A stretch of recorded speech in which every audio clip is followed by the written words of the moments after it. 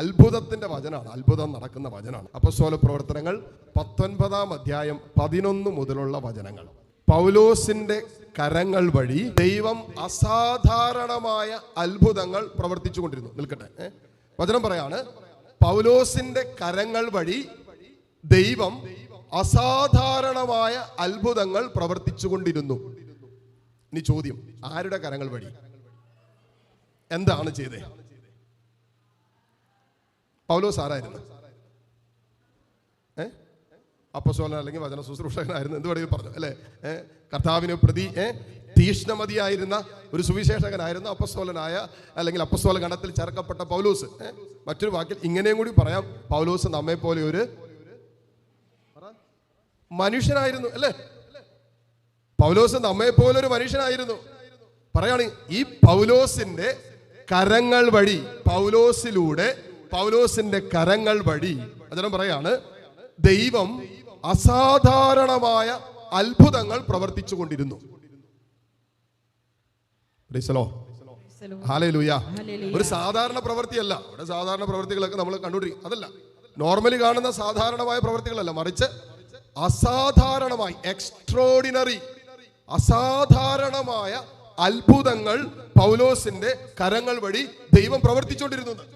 നിങ്ങളുടെ കരങ്ങളിലൂടെ അസാധാരണമായ അത്ഭുത പ്രവൃത്തി കർത്താവ് നിങ്ങളിലും നിങ്ങളുടെ കുടുംബങ്ങളിലും ഇന്ന് ചെയ്യും. പറ. ഇപ്പൊ ശരിയായി. ആമേൻ പറഞ്ഞ് നിങ്ങളെ സ്വീകരിച്ചോളണം. ഈ എന്തുകൊണ്ടാണ് പൗലോസിന്റെ കരങ്ങൾ, ആ കരങ്ങളിലൂടെ ദൈവം ശക്തമായിട്ട് പ്രവർത്തിച്ചത്? പുറപ്പാടിന്റെ പുസ്തകത്തിൽ നമ്മൾ വായിക്കുന്ന ഒരു കാര്യമുണ്ട്. പുറപ്പാടിന്റെ പുസ്തകം 17-ാം അധ്യായത്തില് മോശ അമലേഖ്യരുമായിട്ടുള്ള യുദ്ധത്തിന് ജോഷുവയുടെ നേതൃത്വത്തിൽ പോയപ്പോൾ കരം ഉയർത്തിപ്പിടിച്ചെന്ന് പറയുന്നുണ്ട് അല്ലേ? നിങ്ങൾക്ക് അറിയാവുന്ന കാര്യമാണ്.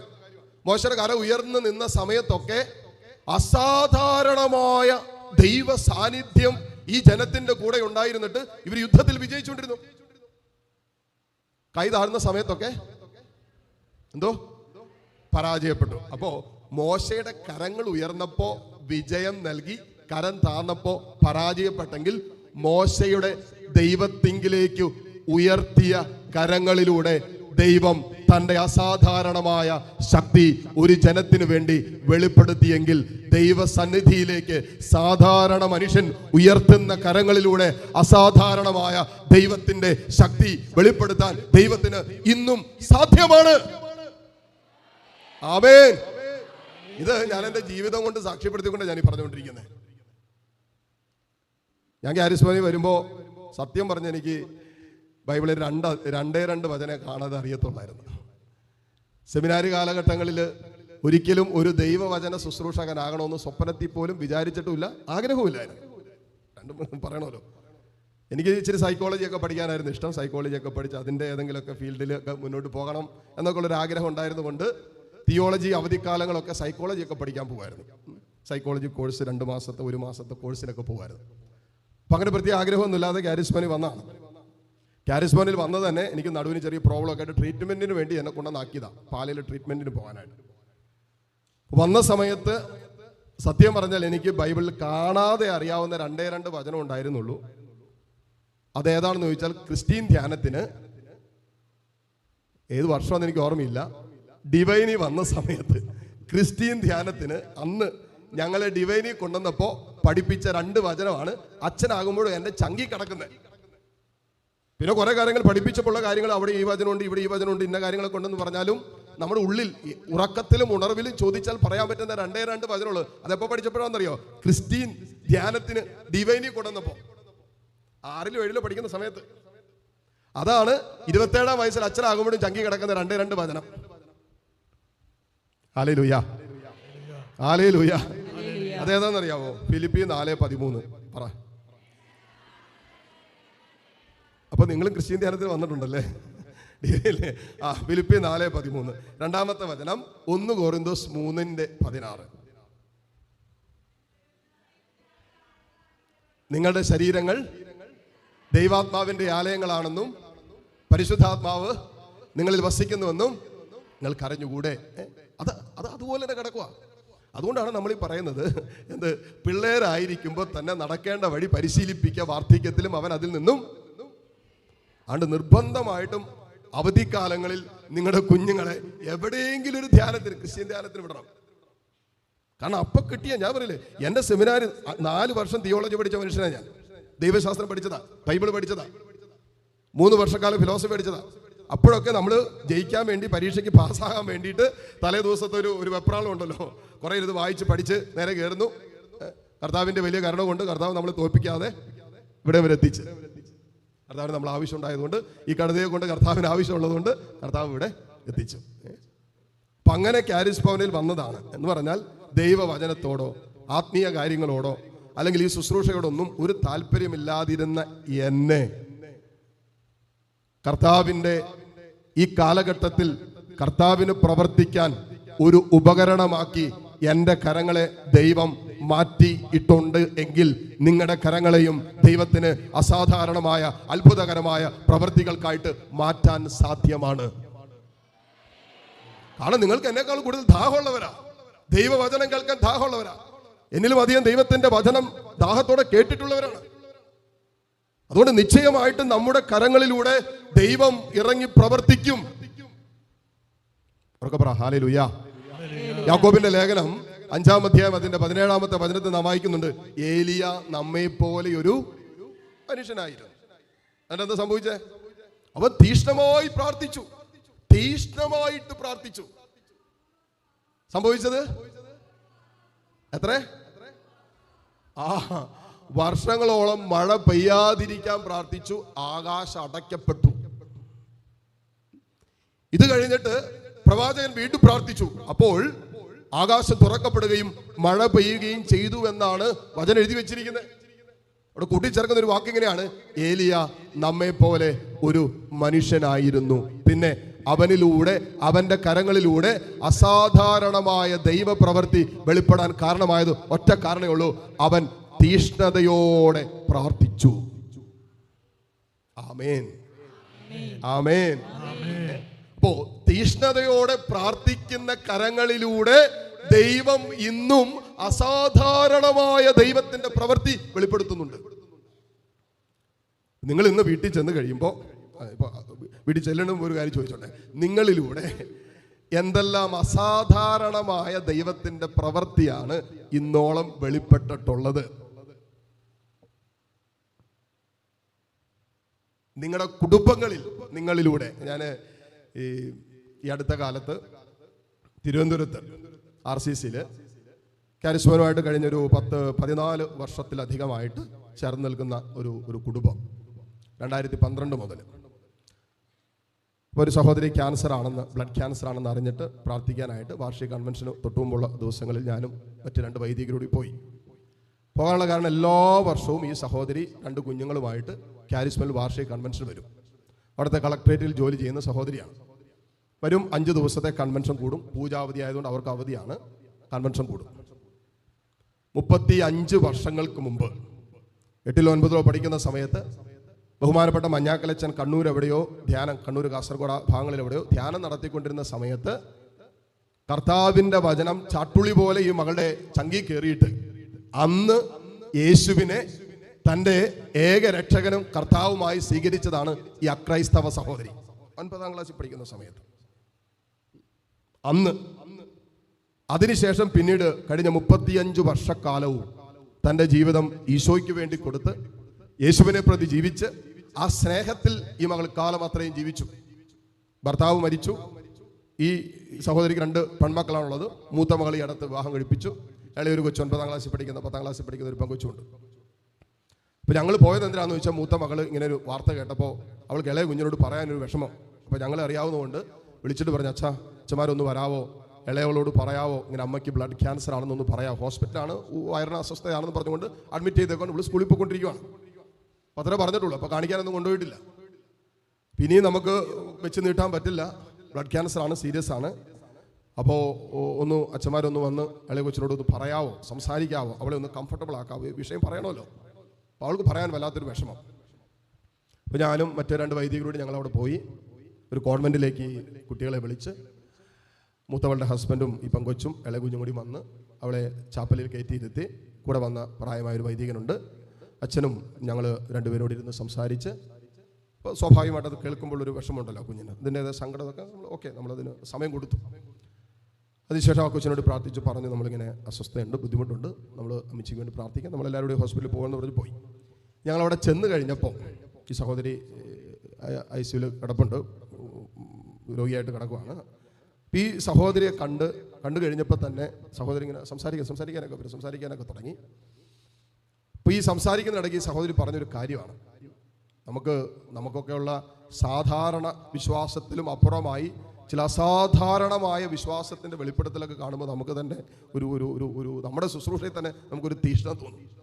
ഈ സഹോദരി പറഞ്ഞൊരു കാര്യമാണ്, ഈ ബോൺ മാരോ ടെസ്റ്റിന് കൊണ്ടുപോയി ഈ സഹോദരി, എല്ലൊക്കെ ഡ്രില്ല് ചെയ്യുന്ന എന്തോ പരിപാടിയാണെന്ന് തോന്നുന്നു. അപ്പോൾ ഈ കൊണ്ടുപോയി ആ ടെസ്റ്റ് സ്റ്റാർട്ട് ചെയ്ത സമയത്ത് ഭയങ്കര പെയിനാണ്. ഒന്നാമത്തെ ബ്ലഡ് ക്യാൻസർ ആയിട്ട് മുഴുവൻ വേദന. ഇതുകൂടെ കണ്ട ഒരു ഭയങ്കരമായ വേദന കൊണ്ട് ഈ സഹോദരി വാവിട്ട് കരയാൻ തുടങ്ങി. വേദന കൊണ്ട് വാവിട്ട് കരയാൻ തുടങ്ങിയപ്പോൾ അവർ ചോദിച്ച് എന്ത് ചെയ്യണം, പ്രൊസീഡ് ചെയ്യണോ വേണ്ടയോ? അപ്പോൾ ഈ സഹോദരി കരഞ്ഞുകൊണ്ടിരിക്കുന്ന സമയത്ത് ഈ സഹോദരി കൺമുമ്പിൽ ഒരു ദൃശ്യം കാണുകയാണ്. അപ്പോൾ ഈ സഹോദരി പറഞ്ഞൊരു കാര്യമാണ്, കൺമുമ്പിൽ ഞാനൊരു ദൃശ്യം കാണുകയാണ്. എന്താണെന്ന് ചോദിച്ചാൽ, യേശു കുരിശിൽ വെച്ചിട്ട് യേശുവിനെ കൈകാലുകളിൽ ആണികൾ അടിച്ച് കയറ്റുന്നു, അവളിൽ നിന്ന് രക്തം ഒഴുകുന്നു.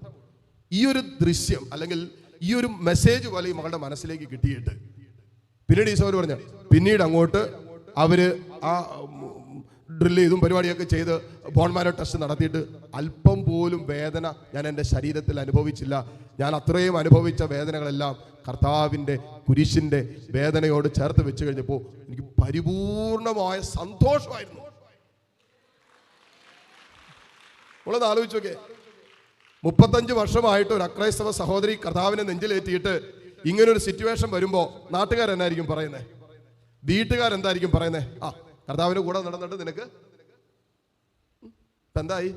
ഭർത്താവ് പോയി, നിന്റെ അവസ്ഥ എന്തായി? ഇനിയിപ്പോൾ കുഞ്ഞുങ്ങളുടെ അവസ്ഥ എന്താണ്? ഇതല്ലേ നോർമലി നമ്മളായിരുന്നു ഈ ഒരു സിറ്റുവേഷനിലെങ്കിലോ നമ്മൾ ആദ്യം ചെയ്യുന്നത് എന്താണെന്നറിയോ? പ്രാർത്ഥന അവസാനിപ്പിക്കും, പള്ളി പോക്ക് നിർത്തും, തമ്പുരാനോട് പരാതിയും പറഞ്ഞ് പിന്നെ എന്താ പറയുന്നത് നമുക്കതിനെ അറിയത്തില്ല അല്ലേ? ഇത്രയും വേദനയുടെ നടുവിലും ഈ സഹോദരിയുടെ മുഖത്ത് ഈ സംസാരിക്കുമ്പോൾ നമ്മൾ കേട്ടുകൊണ്ടിരിക്കുമ്പോൾ നമ്മുടെ ശരീരത്തിൽ പോലും നമുക്കതിൻ്റെ ആ ഒരു സൗഖ്യം സംഭവിക്കുന്നതായിട്ട് തോന്നും. എൻ്റെ ഈശോന്റെ കൂടെയുണ്ട് അച്ഛാ, എൻ്റെ ഈശോന്റെ കൂടെയുണ്ട്. സഹിക്കാൻ ഈശോ, അസാധാരണമായ സഹനങ്ങളിൽ ഇത് സഹിക്കാൻ ഈശോ എനിക്ക് ശക്തി തരുന്നുണ്ട്. ഇത്രയൊക്കെ പറ്റിയിട്ടും ഇങ്ങനെയൊക്കെ ആയില്ലേ, ഇത്രയും വിശ്വസിച്ചിട്ടും ഇങ്ങനെയൊക്കെ വന്നില്ല എന്ന് ചോദിക്കുന്നവരോട് ഈ സഹോദരി പറയുന്നതെന്നറിയാവോ? കർത്താവിലുള്ള വിശ്വാസം കൊണ്ട് ഇത്രയും വലിയ സഹനത്തിലും എനിക്കിപ്പോഴും സന്തോഷത്തോടെ ഈ സഹനത്തെ അതിജീവിക്കാൻ പറ്റണുണ്ടെന്ന്. ഹല്ലേലൂയ. ഇതല്ലേ അസാധാരണമായ വിശ്വാസം എന്ന് പറയുന്നത്.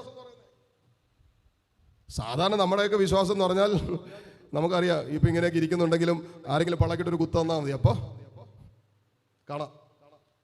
പോകുന്ന വഴിക്ക് എവിടെയെങ്കിലും തട്ടി വീണാൽ മതി, ചെറിയൊരു വിഷമുണ്ടായി, ചെറിയൊരു വേദന ഉണ്ടായാൽ മതി. കുടുംബത്തിൽ നിന്നോ ജീവിത പങ്കാളിയിൽ നിന്നോ മക്കളിൽ നിന്നോ എന്തെങ്കിലുമൊക്കെ ചെറിയൊരു സഹനം വന്നാൽ മതി. എത്രമാത്രം വിശ്വാസത്തിന്റെ ധൈര്യമുണ്ടെന്ന് ജീവിതത്തിന്റെ ചില മേഖലകളിൽ ചില തടസ്സങ്ങൾ നേരിടുമ്പോൾ എത്രമാത്രം വിശ്വാസം ഉണ്ടെന്ന് അപ്പോൾ നമുക്കറിയാം. അങ്ങനെ ഈ സഹോദരി ഞങ്ങൾ പ്രാർത്ഥിച്ച് കൂടെ വന്ന അച്ഛൻ പറഞ്ഞു നമുക്കൊരു ഫോട്ടോ ഒക്കെ എടുക്കാമെന്ന് പറഞ്ഞു. അപ്പോൾ സഹോദരി ഞാനിപ്പോൾ എന്നെ ഫോട്ടോ എടുക്കാമല്ലോ. അപ്പോൾ ഫോട്ടോ എടുത്തപ്പോൾ നോർമലി നമ്മൾ ഒരു കളിയൊക്കെ ജയിച്ച് കഴിയുമ്പോഴാണ് അല്ലേ ഇങ്ങനെയൊക്കെ വിക്ടറിയ പോലെയൊക്കെ ഇങ്ങനെയൊക്കെ പിടിക്കുന്നത്. ഈ സഹോദരി ഇങ്ങനെയൊക്കെ പിടിച്ചാൽ ഫോട്ടോയ്ക്ക് പോസ് ചെയ്തത്. അത് കഴിഞ്ഞ് ഞങ്ങൾ പോന്നു. ഒരാഴ്ചയൊക്കെ കഴിഞ്ഞപ്പോൾ പെട്ടെന്ന് ഓക്സിജൻ ലെവലൊക്കെ താഴേക്ക് പോയി, ഹോസ്പിറ്റലിലേക്ക് വെന്റിലേറ്ററിലേക്ക് കയറ്റി. വൈകിട്ടായപ്പോഴേക്ക് മരിച്ചു. കോഴിക്കോട് കൊണ്ടുപോകുന്ന വഴിക്ക് പാല മരിയൻ ഹോസ്പിറ്റലിൽ അവരൊന്ന് ഡ്രോപ്പ് ചെയ്തു. ഇപ്പോൾ ഞാൻ കാരിസ്മയിൽ നിന്ന് പോയി എനിക്ക് ആ സഹോദരിയെ കാണാനൊക്കെ പറ്റി, പ്രാർത്ഥിക്കാനൊക്കെ പറ്റി. മരിച്ചു. പക്ഷെ അവസാനം വരെ ഈശോയ്ക്ക് വേണ്ടി, ഈശോയോടുള്ള സ്നേഹത്തിൽ ഏതറ്റം വരെ നോർമലി അനുഭവിക്കുന്ന സാധാരണ സഹനങ്ങൾക്കും ഉപരിയായ ഒരു അസാധാരണമായ സഹനത്തിൻ്റെ നടുവിലും വളരെ ശാന്തതയോടും ആനന്ദത്തോടും സഹിക്കാൻ പറ്റിയതിന് ഒറ്റ കാരണമേ ഉള്ളൂ, ഈശോ കൂടെ ഉണ്ടായിരുന്നു. ആമേൻ പറ, ഉറക്കെ പറഞ്ഞേ. അപ്പൊ പൗലോസിന്റെ കരങ്ങളിലൂടെ എന്തുകൊണ്ടാണ് ഈ അസാധാരണമായ അത്ഭുതങ്ങൾ സംഭവിക്കുന്നത്? പൗലോസിന്റെ കൂടെ കർത്താവ് ഉണ്ടായിരുന്നു. ജീവിക്കുന്ന കർത്താവിന്റെ ശക്തമായ സാന്നിധ്യം പൗലോസിനുണ്ടായിരുന്നു. എന്തെല്ലാം അടി കിട്ടി, എന്തെല്ലാം തരത്തിലുള്ള പീഡനങ്ങളുണ്ടായി, ഏതെല്ലാം തരത്തിൽ തിരസ്കരണങ്ങളുണ്ടായി. ഇതിന്റെ ഒക്കെ നടുവിലും പൗലോസ്ലീഹ തന്നെ ഏൽപ്പിച്ച സുവിശേഷത്തിന്റെ ദൗത്യമായിട്ട് മുന്നോട്ട് പോവാ. പുറകോട്ട് പോകുന്നില്ല. പരാതികളില്ല, പരിഭവങ്ങളില്ലാതെ പൗലോസ് പോവാ. യേശുക്രിസ്തുവിലുള്ള വിശ്വാസം അത്ര ശക്തമായിരുന്നു. പറഞ്ഞ ഹല്ലേലൂയാ, ഹല്ലേലൂയാ. അപ്പോസ്തലപ്രവൃത്തികൾ 5-ാം അധ്യായം 15 മുതലുള്ള വചനങ്ങൾ വായിക്കുമ്പോൾ പത്രോസിന്റെ നിഴലിൽ അത്ഭുതകരമായ സൗഖ്യങ്ങൾ സംഭവിക്കുന്ന അവിടെ എഴുതി വെച്ചിട്ടുണ്ട്. വലിയ അത്ഭുതങ്ങൾ സംഭവിച്ചുകൊണ്ടിരുന്ന അപ്പോസ്തലന്മാരുടെ കരങ്ങൾ വഴി അത്ഭുതങ്ങൾ സംഭവിച്ചുകൊണ്ടിരുന്നു. എങ്ങനെ ഈ അത്ഭുതങ്ങൾ സംഭവിക്കുന്ന അസാധാരണമായ ദൈവ പ്രവൃത്തി എങ്ങനെയാണ് വെളിപ്പെടുന്നതെന്ന് ചോദിച്ചാൽ, ജീവിക്കുന്ന കർത്താവിലുള്ള ഒരുവന്റെ വിശ്വാസം പൂർണ്ണമാകുകയും ആ വിശ്വാസത്തോടും അവനോടുള്ള സ്നേഹത്തിൽ പൂർണ്ണത പ്രാപിക്കുകയും ചെയ്യുന്ന ഒരു ദൈവ പൈതലിന്റെ കരങ്ങളിലൂടെ സ്വർഗത്തിന്റെ അസാധാരണമായ പ്രവൃത്തി വെളിപ്പെടാൻ തുടങ്ങി. പറഞ്ഞേ ഹല്ലേലൂയാ, ഹല്ലേലൂയാ. അതുകൊണ്ട് ഈ കഴിഞ്ഞ കാലങ്ങളിലൊക്കെ എല്ലാ ദിവസവും തന്നെ എന്തെങ്കിലുമൊക്കെ സാക്ഷ്യങ്ങൾ കേൾക്കാൻ ദൈവം ഇടവരുത്തിയിട്ടുണ്ട്. ചിലപ്പോൾ നമ്മൾ ഫോണിലൂടെ പ്രാർത്ഥിച്ചതായിരിക്കാം, ചിലപ്പോൾ ഒന്ന് കൈവച്ച് പ്രാർത്ഥിച്ചതായിരിക്കാം, ചിലപ്പോൾ ചില വചനങ്ങൾ പറഞ്ഞു കൊടുത്തായിരിക്കാം. കർത്താവ് അത്ഭുതകരമായിട്ട് ഇറങ്ങി ഒരിക്കലും ചിന്തിക്കാൻ പോലും പറ്റാത്ത മേഖലകളിലാണ് കർത്താവ് പ്രവർത്തിച്ചുകൊണ്ടിരിക്കുന്നത്. ഇപ്പൊ കഴിഞ്ഞ ആഴ്ചയിലത്തെ മിറക്കിൾ അവറിൽ ഒരു സഹോദരി ഓടി വന്ന് ശുശ്രൂഷ തുടങ്ങുന്നു. അച്ഛാ, എനിക്കൊരു സാക്ഷ്യം പറയണമെന്ന് പറഞ്ഞു. ഞാൻ പറഞ്ഞു, ഇനിയിപ്പോൾ വായിക്കാനുള്ള സമയം, ഞാൻ ആരാധന കയറുക. പേപ്പർ ഞാൻ മേടിച്ചു, ഞാൻ വായിച്ച് നോക്കിയിട്ട് പറയാൻ പറ്റുന്നതാണെങ്കിൽ ഇപ്പം തന്നെ കയറി നൽത്താറ എന്ന് പറഞ്ഞോളാൻ പറഞ്ഞു, ഓൺലൈൻ ശുശ്രൂഷ ആയതുകൊണ്ട്. ഈ സഹോദരിയുടെ മകള് എന്തോ ജർമ്മൻ പരീക്ഷ എഴുതി B2 പാസ്സായി. അത് ഈ ആരാധനയിൽ പങ്കെടുത്ത് അങ്ങനെ ഒറ്റക്കുത്തിന് തന്നെ B2 പാസ്സായി. അത് കഴിഞ്ഞ് കുറേ മാസങ്ങളായിട്ട് പോകാൻ പറ്റാതെ വീട്ടിൽ നിൽക്കുക, ഒന്നും ശരിയാകുന്നില്ല. അപ്പോൾ ഈ പിന്നെ പോകേണ്ടതെന്ന് പറഞ്ഞാൽ ഒക്ടോബറിലാണ്. അത് കഴിഞ്ഞാൽ പിന്നെ അടുത്ത ജനുവരിയിലോ ഫെബ്രുവരിയിലോ അങ്ങോട്ട് ഉള്ള അടുത്തത്, പിന്നെ 3-4 മാസം എടുക്കും. ഇപ്പോൾ ഒക്ടോബർ മാസമായി. ഈ പറയുന്ന പോലെ നോക്കിയപ്പോൾ വിസയ്ക്ക് കൊടുത്തിട്ട് ഡേറ്റ് ഒന്നും കിട്ടിയില്ല. ഡേറ്റ് കിട്ടിയത് ഞങ്ങളുടെ സെപ്റ്റംബർ ലാസ്റ്റ് വീക്ക്. ഇപ്പോൾ ഏജൻസിയിൽ നിന്ന് അവർ വിളിച്ചിട്ട് പറഞ്ഞു, വിസയ്ക്ക് കൊടുക്കാൻ കിട്ടിയേക്കുന്ന ഡേറ്റ് ലാസ്റ്റ് വീക്കാണ്, ഒക്ടോബർ 1 അങ്ങോട്ട് പോകണം. അതുകൊണ്ട് എങ്ങനെയായാലും വിസ വരാനായിട്ട് 2-3 ആഴ്ച 21 ദിവസം അടുത്തെടുക്കും. ഈ പ്രാവശ്യം പോകാൻ പറ്റുകയില്ല എന്ന് പറഞ്ഞ് ഇവർ ഡ്രോപ്പ് ചെയ്തു. അതിപ്പം കൊച്ചും വലിയ സങ്കടമായി, വലിയ വിഷമായി. അപ്പം അങ്ങനെ ആ ആഴ്ച നടന്ന ഈ വെള്ളിയാഴ്ചയിലത്തെ ഇവർ വിസയ്ക്ക് വെച്ചിട്ട് ആ വെള്ളിയാഴ്ചയിലത്തെ ഈ ശുശ്രൂഷയിൽ ഈ പറയുന്ന അത്ഭുതങ്ങളുടെ മണിക്കൂർ രാവിലെ 12 മണി മുതൽ 12 മണി വരെയുള്ള ഓൺലൈനിൽ അവർ ഭവനങ്ങളിലിരുന്ന് ഈ ശുശ്രൂഷയിൽ പങ്കുചേർന്ന് ഈ നിയോഗം വെച്ച് പ്രാർത്ഥിച്ചു. കുടുംബം ഒരുമിച്ചിരുന്ന് പ്രാർത്ഥിച്ചു. സാധാരണ 10-15-20 ദിവസം എടുക്കുന്ന വിസ ഒരാഴ്ച തികയുന്നതിന് മുമ്പേ വിസ വന്നു എന്നറിഞ്ഞപ്പോൾ ഏജൻസിയിൽ അവർ വിളിച്ചിട്ട് പറഞ്ഞു, ഇപ്പം തന്നെ കൊണ്ടുവരുവാണെങ്കിൽ ഈ ആഴ്ച തന്നെ പോകാമെന്ന് പറഞ്ഞു. അവർ വന്നപ്പോൾ ആ പെങ്കൊച്ച് പോയി. സാക്ഷ്യം പറയാൻ വന്നപ്പോൾ പെങ്കൊച്ച് ഓൾറെഡി ഈ പറയുന്ന സ്ഥലത്തെത്തി. അച്ഛാ, ഞങ്ങൾക്ക് വിശ്വസിക്കാൻ പറ്റുന്നില്ല അച്ഛാ, ഞങ്ങൾക്ക് ബുദ്ധി കൊണ്ട്, കാരണം ഞങ്ങൾ തടഞ്ഞതാണ്. ഏജൻസി പറഞ്ഞാണ് ഇനി പോകാൻ പറ്റില്ല, ഇനി നോക്കണ്ട എന്ന് പറഞ്ഞ് മാറ്റി നിർത്തിയതാണ് ഞങ്ങളെ. എന്നിട്ട് ഒരാഴ്ച പോലും തികയാതെ വിസ വരികയും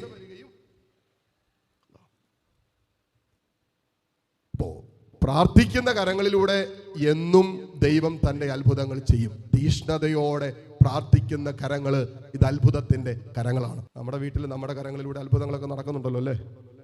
ഉണ്ടല്ലോ അല്ലേ? അതെ അതെ. ഞാൻ ഇത് പറയാൻ പറ്റൂലെന്ന് എനിക്കറിയില്ല. എൻ്റെ അടുത്ത് ഒരു സഹോദരി എൻ്റെ അടുത്ത് പറഞ്ഞ, ഇപ്പോഴും ഞാൻ നോക്കുന്നത് ശനിയാഴ്ച കൺവെൻഷൻ ഉണ്ടല്ലോ, എൻ്റെ അടുത്ത് ഒരു സഹോദരി ഒരിക്കൽ എന്നെ കണ്ടിട്ട്, അച്ഛാ കാരിസ്മയിൽ ശനിയാഴ്ച മാത്രമേ കൺവെൻഷൻ ഉള്ളൂ? അപ്പോൾ ചോദിച്ചാൽ അത് എല്ലാ ശനിയാഴ്ചകളിലുണ്ട്, രാവിലെ മുതലുണ്ടല്ലോ. അല്ല, ശനിയാഴ്ച മാത്രമേ ഉള്ളൂ? അപ്പോൾ ചോദിച്ചാൽ സാധാരണ ശനിയാഴ്ച പിന്നെ ധ്യാനങ്ങളൊക്കെ ഉണ്ട്, താമസിച്ചുള്ള ധ്യാനങ്ങളൊക്കെ ഉണ്ട്. അപ്പോൾ ചോദിച്ചാൽ അത് അങ്ങനെ ചോദിച്ചേ. അല്ല, എൻ്റെ അമ്മീച്ച എല്ലാ ശനിയാഴ്ചയും കാരിസ്മയിൽ കൺവെൻഷൻ വരും. കൺവെൻഷൻ വരുന്ന 3-4 മണിക്കൂർ കുടുംബത്തിൽ സമാധാനമുണ്ട്. ഈ കാരിസ്മയിൽ ആഴ്ചയിൽ എല്ലാ ദിവസവും കൺവെൻഷൻ വെക്കാൻ വല്ല വഴിയുണ്ടോയെന്ന് ചോദിക്കാനാണ് ഈ പങ്കുവച്ച് നിൽക്കുന്നത്. മരുമകളാണ്. നമ്മുടെ കുടുംബങ്ങളിൽ നമ്മളിലൂടെ അത്ഭുതമൊക്കെ നടക്കുന്നുണ്ട്. എന്ത് അത്ഭുതമാണെന്നുള്ളതാണ്. ചിലവരൊക്കെ കുടുംബത്തിൽ നിന്ന് പെട്ടെന്ന് വിട്ടുപോകുന്നുണ്ട്. അത് വലിയ അത്ഭുതമാണ് അല്ലേ? കെട്ടിക്കയറി വന്ന പിള്ളേർ 2 ആഴ്ച കൊണ്ട് വീട് വിട്ടിറങ്ങി പോകുന്നുണ്ട്. അതൊക്കെ അത്ഭുതമാണ്. പല രീതിയിലുള്ള അത്ഭുതങ്ങളൊക്കെ നമ്മുടെ കുടുംബങ്ങളിൽ നടക്കുന്നുണ്ട്. നമ്മുടെ കരങ്ങളിലൂടെ ദൈവം പ്രവർത്തിക്കും. ഉറക്കെ പറ ഹല്ലേലൂയ. ഇന്ന് ദൈവം നമ്മിലൂടെയാണ് പ്രവർത്തിക്കുന്നത്. നമ്മിലൂടെയാണ്. പാപമോചനം ദൈവം മനുഷ്യരിലൂടെയല്ല തരുന്നേ. ഈ അൾത്താരയിൽ അപ്പവും വീഞ്ഞും അവന്റെ ശരീരവും രക്തവുമായിട്ട് മാറുന്നത് ഒരു വൈദികനെ ഈ അൾത്താരയിൽ ആശീർവദിക്കുമ്പോഴല്ലേ? അപ്പൊ നമ്മുടെ കരങ്ങളിലൂടെ, മനുഷ്യന്റെ കരങ്ങളിലൂടെ ദൈവം എന്ന് പ്രവർത്തിച്ചുകൊണ്ടിരിക്കുക. സൃഷ്ടികർമ്മം പോലും ദൈവം മനുഷ്യനെ ഏൽപ്പിച്ചിരിക്കുന്നത്. സൃഷ്ടികർമ്മം പോലും ദൈവം മനുഷ്യനാണ് ഏൽപ്പിച്ചത്. അങ്ങനെയെങ്കിൽ മക്കളെ, നമ്മുടെ കരങ്ങൾ അത്ഭുതങ്ങൾ പ്രവർത്തിക്കേണ്ട കരമാണ്. ഉറക്കെ പറ ഹല്ലേലൂയ. അത് നമ്മൾ എപ്പോഴും തലക്കകത്ത് എടുക്കരുത്. എൻ്റെ കരങ്ങളിലൂടെ എന്നിലും എൻ്റെ കുടുംബത്തിലും അത്ഭുതങ്ങൾ സംഭവിക്കണം. അപ്പൊ അതിന് നമ്മൾ ആദ്യം ചെയ്യേണ്ട ഒരു കാര്യം, നമ്മുടെ കരം ഇത് പ്രാർത്ഥനയുടെ കരമായിട്ട്, തീക്ഷ്ണമായ പ്രാർത്ഥനയുടെ കരമായി ഈ കരത്തെ നമ്മൾ രൂപാന്തരപ്പെടുത്തണം. ഇനി കുടുംബത്തിൽ അത്ഭുതം കാണണം, എന്ത് ചെയ്യണം? നമ്മൾ കുടുംബത്തിൽ മുട്ടുകുത്തിയിട്ട് കുടുംബത്തിൽ എവിടെയൊക്കെയാണ്, ഏതെല്ലാം വിഷയങ്ങളിലാണോ ദൈവത്തിന്റെ അത്ഭുതം കാണാൻ ആഗ്രഹിക്കുന്നത്, ആ വിഷയങ്ങൾക്ക് വേണ്ടി, ആ വ്യക്തികൾക്ക് വേണ്ടി ദൈവസന്നിധിയിൽ മുട്ടുമടക്കുകയും കരമുയർത്തുകയും ചെയ്താൽ നിന്റെ കരങ്ങളിലൂടെ അസാധാരണമായ ദൈവപ്രവൃത്തി ആ കുടുംബത്തിൽ വെളിപ്പെടും. നീ വിചാരിക്കുന്നുണ്ട്, അച്ഛാ ഇത് മാറാനൊന്നും പോകുന്നില്ല, അച്ഛാ എത്ര പറഞ്ഞതാ, മകന്റെ ജീവിതത്തിൽ ഒരു മാറ്റമില്ല, മകളുടെ ജീവിതത്തിൽ ഒരു മാറ്റമില്ല, ഒന്നും നടക്കുന്നില്ല, സാമ്പത്തിക മേഖല ഒരു ശരിയാകുന്നില്ല, ബിസിനസ് പരാജയം, വിവാഹം നടക്കുന്നില്ല, കുഞ്ഞുങ്ങൾ ഉണ്ടാകുന്നില്ല. ശരിയാ, അസാധാരണമായ ഒരു പ്രവൃത്തി കാണണോ? അതിന് ദൈവം പ്രവർത്തിക്കണം. ഹല്ലേലൂയ. ദൈവം പ്രവർത്തിക്കുമ്പോൾ അസാധാരണമായ സൗഖ്യങ്ങൾ കാണും. ചിന്തിച്ചിട്ട് പോലും ഇല്ലാത്ത രീതിയിലുള്ള സൗഖ്യങ്ങൾ ദൈവം പ്രവർത്തിക്കും. കാരിസ്മയില് കുറച്ച് വർഷങ്ങൾക്ക് മുമ്പ് ധ്യാനത്തിന് വന്നൊരു സഹോദരൻ ധ്യാനത്തിന് വരുമ്പോൾ പുള്ളിയുടെ ക്യാൻസറിന്റെ 4th സ്റ്റേജാണ്. അപ്പോൾ ഡോക്ടർ പറഞ്ഞു ഇനി 10-20 ദിവസം ഉള്ളൂ, ഇത്രേ ഉള്ളൂ. അപ്പോൾ 10-20 ദിവസമല്ലേ ഉള്ളൂ എന്ന് കരുതി പുള്ളി തന്നെ ചായ, ഇങ്ങനെ നമ്മുടെ മരിച്ചു കിടക്കുമ്പോൾ ചായയും ബിസ്ക്കറ്റൊക്കെ കൊടുക്കുമല്ലോ ഓഫീസൊക്കെ കഴിഞ്ഞ് കഴിയുമ്പോൾ, പുള്ളി തന്നെ ബേക്കറി പോയി പറഞ്ഞതൊക്കെ റെഡിയാക്കി. അങ്ങനെയുള്ള കാര്യങ്ങളൊക്കെ പുള്ളി തന്നെ മുൻകൂട്ടി ചെയ്തു. കാരണം ഇനി അധികം ദിവസമൊന്നും ഇല്ലല്ലോ. അങ്ങനെ നിൽക്കുമ്പോഴാണ് ഇവർ രണ്ടുപേരുടെ ഭാര്യയും ഭർത്താവുടെ കാരിസ്മയിൽ ധ്യാനത്തിന് വരുന്നത്. കീമോയും റേഡിയേഷനും ഇതിനൊക്കെ നടുവിലാണ് വരുന്നത്. ഡോക്ടർ ആണെങ്കിൽ ഏതാനും ദിവസം പറഞ്ഞിട്ടുള്ളൂ. അങ്ങനെ കാരിസ്മയിൽ വന്നു. ധ്യാന ദിവസങ്ങളിൽ വചനം കേട്ടു പുള്ളി ഒരു ആത്മധൈര്യം, എൻ്റെ കർത്താവ് എന്നെ തൊട്ടു, ആ പുള്ളിക്ക് തന്നെ ശരീരത്തിൽ തോന്നാൻ തുടങ്ങി. അപ്പോൾ ഭാര്യ, സഹോദരി, ഭർത്താവിൻ്റെ ദിവസങ്ങൾ എണ്ണപ്പെട്ടത് കാണുമ്പോൾ സ്വാഭാവികമായിട്ടും ഉണ്ടാകുന്നൊരു ഭാരവും വിഷമൊക്കെ ഉണ്ടല്ലോ. ഞാനിപ്പോഴും ഓർക്കുന്നുണ്ട്, ഞാൻ ആ സഹോദരിയെ ചീത്ത പറഞ്ഞത്, ഇരുന്ന് മോങ്ങിക്കൊണ്ടിരിക്കുക ഫുൾ ടൈം. ഞാൻ പറഞ്ഞു, മരണം മുന്നിൽ കണ്ട് നിൽക്കുന്ന ഒരാളുടെ മുമ്പിൽ നിങ്ങളിരുന്ന് മോങ്ങിക്കഴിഞ്ഞാൽ ഉള്ള പ്രതീക്ഷയും പ്രത്യാശ വിശ്വാസം കൂടി എളുപ്പവും. അതുകൊണ്ട് കരയണമെങ്കിൽ മാറി ഇന്ന് കരഞ്ഞോ. ഞാൻ ആ സഹോദരിക്ക് ഇവർക്ക് രണ്ടുപേർക്കും വേണ്ടി വിടുതൽ പ്രാർത്ഥന നടത്തി, സൗഖ്യ പ്രാർത്ഥന നടത്തി. പുള്ളിക്കാരൻ ആ രാത്രിയിൽ ഡെലിവറൻസ് പ്രെയർ കഴിഞ്ഞപ്പോൾ ശരീരത്തിന് എന്തൊരു ബലം ഉള്ളതുപോലെയൊക്കെ തോന്നി. പിറ്റേ ദിവസം, അല്ലെങ്കിൽ ഭക്ഷണമൊക്കെ കൊണ്ടുവന്ന് പ്രിപ്പയർ ചെയ്ത് കഴിച്ചുകൊണ്ടിരുന്നതാണ്, പിറ്റേ ദിവസം അവിടെ കൊടുത്ത അപ്പത്തിൻ്റെ പകുതിയും കടലക്കറി ഏതാണ്ടായിരുന്നു, അത് പുള്ളി കഴിച്ച് പുള്ളി അത് ഇറക്കി. കുഴപ്പമൊന്നുമില്ലാതെ, ഛർദ്ദിക്കാതെ, അസ്വസ്ഥതയൊന്നുമില്ലാതെ പുള്ളി അത് ഇറക്കി. ഇത് കഴിഞ്ഞിട്ട് പുള്ളിക്ക് തോന്നി, കർത്താവ് എന്നെ തൊട്ടു, എൻ്റെ കർത്താവ് അത്ഭുതകരമായി എൻ്റെ ജീവിതത്തിൽ എനിക്ക് സൗഖ്യം തന്നു. പുള്ളി അത് വിശ്വസിച്ചു. ചെക്കപ്പൊക്കെ നടത്തി.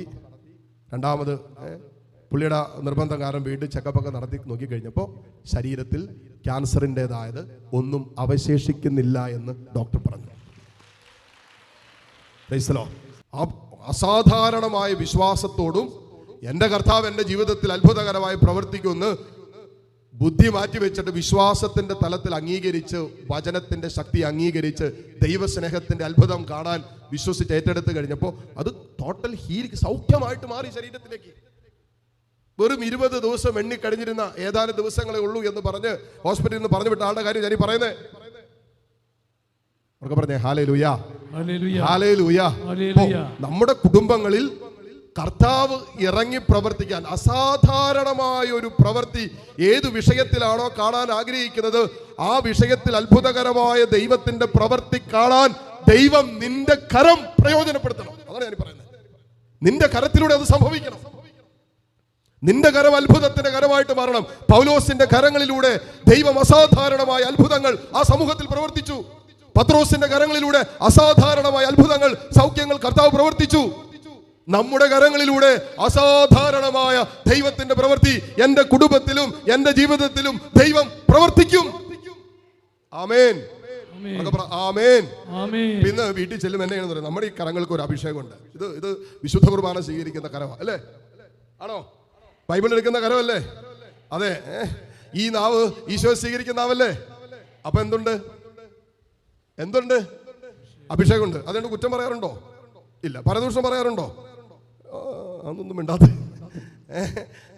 തെറി പറയാറുണ്ടോ? അങ്ങനെയൊക്കെയാണ് കിട്ടിയ അഭിഷേകം അപ്പം തന്നെ. പിന്നെ ഒരു സാധാരണ അത്ഭുതം പോലും നടക്കാല. വായം പൊളിച്ചിരുന്നാൽ മതി. ഈ നാവ് കൊണ്ട്, ഈ നാവിനൊരു അഭിഷേകം ഉണ്ടെന്നേ. കാരണം എന്താ? വിശുദ്ധ കുർബാന യേശു എൻ്റെ നാവിൽ വരുന്നുണ്ടെങ്കിൽ എൻ്റെ നാവിനൊരു അഭിഷേകം കൊണ്ട് സംഭവിക്കുമെന്ന് ഞാൻ പറഞ്ഞ സംഭവിക്കും, നടക്കണം. ഒക്കെ പറഞ്ഞേ ഹല്ലേലൂയ. എന്റെ കരത്തിനൊരു അഭിഷേകം ഉണ്ട്. കർത്താവിന്റെ ശരീര രക്തങ്ങൾ എടുക്കുന്ന കരമാണ്. ഈ കരം കൊണ്ട് പ്രാർത്ഥിച്ചാൽ കർത്താവ് ആ വിഷയത്തിൽ ഇടപെടണമെന്ന് ദൈവത്തിനൊരു പദ്ധതി ഉണ്ട് എങ്കിൽ നിശ്ചയമായിട്ടും എൻ്റെ കരങ്ങളിലൂടെ ദൈവം പ്രവർത്തിച്ചിരിക്കും, ഒരു സംശയമില്ല. ഇവിടെ നിങ്ങളുടെ കുടുംബത്തിലൊക്കെ നിങ്ങൾ പഠിക്കാത്ത മക്കളുണ്ടോ? ഏതെങ്കിലുമൊക്കെ മൊബൈൽ ഫോണിൽ അഡിക്റ്റഡ് ആയിട്ടുള്ള കുഞ്ഞുങ്ങളുണ്ടോ? പറഞ്ഞാൽ അനുസരിക്കാത്തവരുണ്ടോ? കുടുംബാംഗങ്ങൾ, ജീവിത പങ്കാളി, മക്കള്, മാതാപിതാക്കൾ രോഗികളായിരിക്കുന്നവരുണ്ടോ? എന്തു ആകട്ടെ, നിങ്ങളുടെ കരങ്ങൾ ഇന്നു മുതൽ അത്ഭുതത്തിന്റെ കരമായിട്ട് മാറാൻ നിങ്ങളുടെ കരങ്ങൾ സ്വർഗത്തിന്റെ ഒരു കണക്ഷൻ സൂക്ഷിക്കേണ്ടതുണ്ട്. അത്രേ ഉള്ളൂ. സിമ്പിൾ ലോജിക്കാണ്. നമ്മുടെ കരങ്ങൾ സ്വർഗത്തോടൊരു കണക്ഷനായിട്ട് എപ്പോഴും നിൽക്കുക. അതുകൊണ്ടെന്താ? നമ്മുടെ കരങ്ങളിലൂടെ ദൈവത്തിന്റെ ശക്തി ഇങ്ങനെ വെളിപ്പെടാൻ തുടങ്ങും, പ്രവഹിക്കാൻ തുടങ്ങും. കാരണം അതൊരു കണക്ഷൻ ഉണ്ട്, സ്വർഗത്തോടൊരു കണക്ഷൻ ഉണ്ട്. ഉണ്ടാണല്ലോ ദാനിയേലിന്റെ പുസ്തകം 13-ാം അധ്യായം നാം വായിക്കുമ്പോൾ അവിടെ സൂസൻ എന്ന് പറയുന്ന ഒരു സ്ത്രീയെ കുറിച്ച് പറയുന്നുണ്ട്. നല്ല വിശുദ്ധയായ പെൺകുട്ടി, പാപം ചെയ്യുന്നതിനേക്കാൾ മരിക്കാൻ തീരുമാനമെടുത്ത പെൺകുച്ചി. അവള് മരണക്കളത്തിലേക്ക് പോവുക. അകാരണമായി കുറ്റാരോപിതയായി ശ്രേഷ്ഠന്മാരാലും ന്യായാധിപന്മാരാലും കൊലക്കളത്തിലേക്ക് നയിക്കപ്പെടുമ്പോൾ അവൾ ചെയ്യുന്നൊരു കാര്യമുണ്ട്. അവൾ സ്വർഗത്തിലേക്ക് നോക്കി, സ്വർഗത്തെ നോക്കിയിട്ട് നിലവിളിക്കും, കർത്താവേ നിനക്കറിയാലോ. അങ്ങനെ പറയാം, നിനക്കറിയാലോ ഇവർ പറയുന്നതും ഇവർ ആരോപിക്കുന്നതൊന്നും ഞാൻ ചെയ്തിട്ടില്ലെന്ന്. ദൈവമേ നിനക്കറിയാലോ, എന്റെ കരകൾ പവിത്രമാണെന്ന് നിനക്കറിയാലോ. ഞാൻ എന്നും നിന്റെ സ്നേഹത്തിലാണ് വർത്തി, നിനക്കറിയാലോ എന്ന് പറഞ്ഞ് ഈ പങ്കുച്ച് നിലവിളിക്കുക. എന്നിട്ട് കൊലക്കളത്തിലേക്ക് നയിക്കപ്പെടുമ്പോ ശ്രദ്ധിക്കണേ, അവളുടെ നിലവിളിക്ക് കർത്താവ് ഉത്തരം കൊടുക്കുകയാണ്. അവളുടെ പ്രാർത്ഥനയ്ക്ക് സ്വർഗ്ഗം ഉത്തരം കൊടുക്കുന്നത്. എങ്ങനെ ഉത്തരം കൊടുക്കുന്നത്? അസാധാരണമായ രീതിയിലാണ്. അതിലൂടെ ഈ കൊല കാണാൻ കൂടെ നടന്നിരുന്ന ദാനിയേൽ എന്ന് പറയുന്ന പിഞ്ചു ബാലന്റെ മേൽ ദൈവത്തിന്റെ ആത്മാവ് പ്രവർത്തിച്ചു. പിഞ്ചു ബാലൻ, കൊച്ചു കുഞ്ഞ് വേണി പറയാം. ഈ ബാലന്റെ മേൽ ആത്മാവ് പ്രവർത്തിച്ചു, പരിശുദ്ധാത്മാവ് പ്രവർത്തിച്ചു കഴിഞ്ഞപ്പോ ഈ ദാനിയേൽ വിളിച്ചു പറഞ്ഞു, ഈ രക്തത്തിൽ എനിക്ക് പങ്കില്ല. പിന്നെ നടന്നത് അസാധാരണമായ നാടകീയമായ രംഗങ്ങളാണ്. നമുക്കറിയാം ഈ സൂസനെ എങ്ങനെയാണ് കർത്താവ് രക്ഷിച്ചതെന്ന്. തൻ്റെ ജീവിതത്തിൻ്റെ സംഘർഷങ്ങളുടെ, സങ്കടങ്ങളുടെ, വേദനകളുടെ നടുവിൽ സ്വർഗത്തെ മാനിക്കുന്ന ഒരു ദൈവ പൈതലിനെ സ്വർഗം മാനിച്ച് സംരക്ഷിച്ച് വഴി നടത്തുന്ന അനുഭവം ഉണ്ടാകും എന്നുള്ളതാണ് സൂസന നമ്മളോട് പറയുന്നത്. അവർക്ക് പറഞ്ഞ ഹല്ലേലൂയ. അപ്പോസ്തല പ്രവർത്തനങ്ങൾ 10-ാം അധ്യായം വായിച്ചു പോകുമ്പോൾ അവിടെ എഴുതി വെച്ചിരിക്കുക കൊർന്നേലിയസിനെ കുറിച്ച് പറയുന്നുണ്ട്. കൊർന്നേലിയസിനെ കുറിച്ച് പറയുന്നത് സുന്ദരമായ ചില വാക്കുകളാണ്. എന്നിട്ട് വായിക്കുന്ന നല്ലതായിരിക്കും. അപ്പോസ്തല പ്രവർത്തനങ്ങൾ 10-ാം അധ്യായം 2-ാമത്തെ വചനം. അവനും കുടുംബവും ദൈവഭയവും ഭക്തിയുമുള്ളവനായിരുന്നു. അവൻ ജനങ്ങൾക്ക് ഉദാരമായി ദാനധർമ്മം ചെയ്യുകയും ദൈവത്തോട് നിരന്തരം പ്രാർത്ഥിക്കുകയും ചെയ്തു പോന്നു. രണ്ട് കാര്യങ്ങളാണ് പറയുന്നത്. ഒന്ന്, അവൻ നിരന്തരം ദാനധർമ്മം നടത്തി. നമ്മൾ ചെയ്യാത്തൊരു കാര്യം പറയുന്നത്. ഒന്ന്, അവൻ എന്ത് ചെയ്ത്? ദാനധർമ്മം, ആ കരങ്ങൾ ദാനം ചെയ്യാൻ ഈ കരങ്ങൾ ഉപയോഗിച്ചു. രണ്ട്, ഈ കരങ്ങൾ നിരന്തരം പ്രാർത്ഥനയ്ക്കായി ഉയർത്തി. അങ്ങനെ എഴുതി വെച്ചിരിക്കുന്നത്. ഒന്ന്, അവൻ ജനങ്ങൾക്ക് ഉദാരമായി ദാനധർമ്മം ചെയ്യുകയും ദൈവത്തോട് നിരന്തരം പ്രാർത്ഥിക്കുകയും ചെയ്തുകൊണ്ടിരുന്നു. ഇനി അടുത്ത വചനത്തിൽ എഴുതി വെച്ചിരിക്കുകയാണ്, 4-ാമത്തെ വചനത്തില്. ഇതെന്താണ്? ദൂതൻ പറഞ്ഞു, നിന്റെ പ്രാർത്ഥനകളും ദാനധർമ്മങ്ങളും ദൈവസന്നിധിയിൽ നിന്നെ അനുസ്മരിപ്പിച്ചിരിക്കുന്നു. ദൈവത്തിന്റെ ദൂതൻ കൊർന്നേലിയസിൽ പ്രത്യക്ഷപ്പെട്ടു. കൊർന്നേലിയസ് ഭയപ്പെട്ടു. അസാധാരണ ഒരു പ്രവൃത്തി നടക്കുക. ദൈവത്തിന്റെ ദൂതൻ നേരിട്ടിറങ്ങി പ്രവർത്തിക്കുക. അപ്പൊ കൊർന്നേലിയസ് ഭയപ്പെട്ടു. ഇതെന്താന്ന് ഭയപ്പെട്ടു.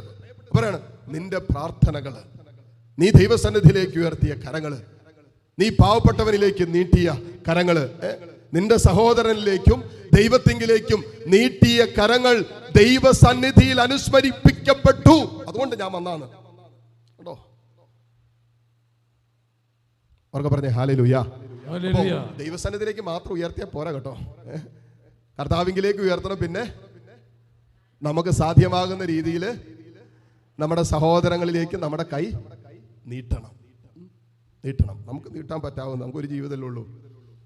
നമുക്ക് ഒരുപക്ഷെ ദൈവം 4 നേരം ഭക്ഷണം തന്നിട്ടുണ്ടാകും. ഒരു നേരം പോലും ഭക്ഷണം ഇല്ലാത്തവർ നമ്മുടെ ചുറ്റുമുണ്ട്.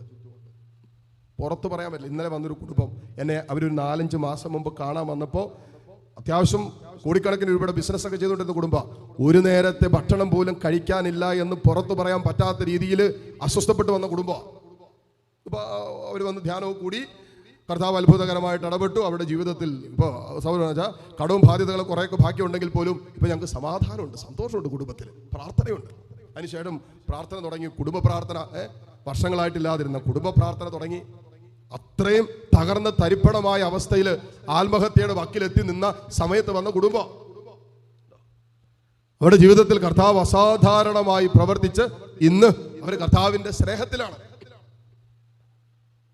അപ്പൊ അവര് പറഞ്ഞു, അന്ന് ഒരു നേരത്തെ കടം കൈനീട്ടാൻ പറ്റില്ല. കാരണം എന്താ, അത്യാവശ്യം നല്ല വീട് സൗകര്യങ്ങൾ എല്ലാം ഉണ്ട്. ആരുടെ മുമ്പിൽ കൈനീട്ടും? എല്ലാം കടവാ. ലക്ഷക്കണക്കിന് രൂപയുടെ ബാധ്യതയാണ്. പുറത്തോട്ട് ഇറങ്ങാൻ വയ്യ. പുറത്തോട്ട് ഇറങ്ങി കഴിഞ്ഞാൽ കടക്കാർ കൈനീട്ടി നിൽക്കുക. ഒളിച്ച് താമസിക്കേണ്ടി വരുന്ന ഒരു അവസ്ഥയൊക്കെ ആലോചിച്ച് നോക്കിയേ, കടക്കാരെ പേടിച്ചിട്ട്.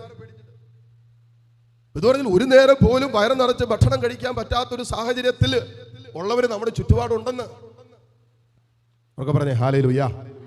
വേണ്ട, ഭക്ഷണം പോട്ടെ, നമ്മുടെ ഭവനത്തില് നമ്മുടെ ഒരു നല്ല വാക്കിന്, നമ്മുടെ ഒരു തലോടലിന്, നമ്മുടെ ഒരു സ്നേഹത്തിന്റെ സ്പർശനത്തിന് നമ്മളൊന്ന് ചേർത്ത് പിടിച്ചിരുന്നെങ്കിൽ എന്ന് ആഗ്രഹിച്ച് നമ്മുടെ പടിവാതിക്കൽ കിടക്കുന്ന ലാസറില്ലേ, പടിവാതിക്കൽ കിടക്കുന്ന, ഞാനിപ്പോഴും ഓർക്കുകയാണ്, കാരിസ്മനിൽ ഞങ്ങൾക്ക് ഒരു വൃദ്ധസദനമുണ്ട്. കാരിസ്മനോട് ചേർന്ന് തന്നെ ഒരു പ്രായമായ മാതാപിതാക്കൾ നോക്കുന്ന ഒരു ഭവനമുണ്ട്. ഞാൻ വന്ന സമയത്ത് 19ഓളം അമ്മച്ചിമാരുണ്ടായിരുന്നു. ഇപ്പോൾ നമുക്ക് ഗവൺമെന്റിന്റെ ചില റൂൾ അനുസരിച്ച് നമുക്ക് എല്ലാവർക്കും സിംഗിൾ റൂം അങ്ങനെ സൗകര്യങ്ങൾ ക്രമീകരിക്കുന്നുണ്ട്. എണ്ണം കുറഞ്ഞു, 10-25 പേരേ ഉള്ളൂ. അപ്പോൾ വന്ന സമയത്ത് ഒരു അമ്മച്ചി മരിച്ചുപോയി. ഈ സഹോദരി, ഞങ്ങളിങ്ങനെ അവിടെ കുർബാനയെല്ലാം എല്ലാ ദിവസവും പോകും, അച്ഛന്മാർ മാറി മാറി. കുർബാനയൊക്കെ കഴിഞ്ഞ് കഴിഞ്ഞപ്പോൾ ഈ അമ്മച്ചിൻ്റെ അടുത്ത് വന്നവർ പറഞ്ഞ ഒറ്റ കാര്യമാണ്, അമ്മച്ചി പറഞ്ഞ കാര്യമാണ്, എൻ്റെ അച്ഛാ, മക്കളൊന്നും കാണാൻ പോലും വരികയല്ല അച്ഛാ, കാണാൻ പോലും വരികയല്ല. അപ്പോൾ കുടുംബത്തിൽ ചെറിയ പ്രശ്നങ്ങളൊക്കെ ഉണ്ടായി. അങ്ങനെ മരുമകൾ പറഞ്ഞു, ഒന്നില്ലെങ്കിൽ അമ്മ അല്ലെങ്കിൽ ഞാൻ. കെട്ടിയവൻ്റെ അവസ്ഥ ഒന്ന് ആലോചിച്ച്, ചെകുത്താനും കടലിൽ നടുക്കായ അവസ്ഥയായി. അവസാനം ഭാര്യയെ ഉപേക്ഷിക്കാൻ പറ്റിയല്ലോ, ഉടമ്പടി ബന്ധമല്ലേ. അവസാനം അമ്മയെ മാറ്റി നിർത്താം എന്നുള്ളൊരു തീരുമാനം, അങ്ങനെയാണ് അമ്മച്ചിയെ കൂടെ അവിടെ ഇട്ടത്. അപ്പം അങ്ങനെ വന്ന സമയത്ത് ഈ സഹോദരി അമ്മച്ചി പറഞ്ഞൊരു കാര്യമാണ്, അച്ഛാ, എനിക്ക് മരുന്നൊക്കെ ഇവൻ കൃത്യമായിട്ട് മേടിച്ച് തരും, മകൻ കൃത്യമായിട്ട് മരുന്നൊക്കെ മേടിച്ച് തരും. പക്ഷേ മരുമകളോ മകനോ 2 കുഞ്ഞുങ്ങളങ്ങാണ്ടുണ്ടായിരുന്നു, ഈ പിള്ളേരോ എന്നോട് സംസാരിക്കുക പോലുമില്ല, സംസാരിക്കാൻ പാടില്ല. കർശന നിർദ്ദേശം കൊടുത്തേക്കാം, മരുമകൾ തലയോട് മിണ്ടാൻ പാടില്ല. അച്ഛാ, എത്ര നാൾ ഒരു ഭവനത്തിൽ ആരും സംസാരിക്കാനില്ലാതെ, ആരോടും മിണ്ടാനില്ലാതിരിക്കും? ആലോചിച്ച് നോക്കിയേ. എന്നിട്ട് വൈകിട്ട് ജോലി കഴിഞ്ഞ് വരുമ്പോൾ മകനെ ഒന്ന് കാണാൻ ഉള്ളൊരു കൊതിയുണ്ടല്ലോ അമ്മയ്ക്ക്, ഒന്ന് സംസാരിക്കാനുള്ള ഒരു കൊതിയുണ്ടല്ലോ. ആ കൊതി കൊണ്ട് അമ്മ ഇവൻ വരുമ്പോൾ ഉമ്മറത്ത് വന്നിരിക്കും, ഫ്രണ്ടിൽ വന്നിരിക്കും. അപ്പോൾ പോകുന്ന വഴിക്ക് അമ്മ എന്നാണ്ട് വിശേഷം എന്നൊക്കെ ചോദിക്കുമല്ലോ, ചോദിക്കാൻ വേണ്ടി. അവൻ പറഞ്ഞു, അച്ഛാ, ഞാൻ ഉമ്മറത്ത് ഇരിക്കുന്നുണ്ടെന്ന് കണ്ടാൽ അവൻ പുറകെ കൂടിയാണ് കയറുന്നത്.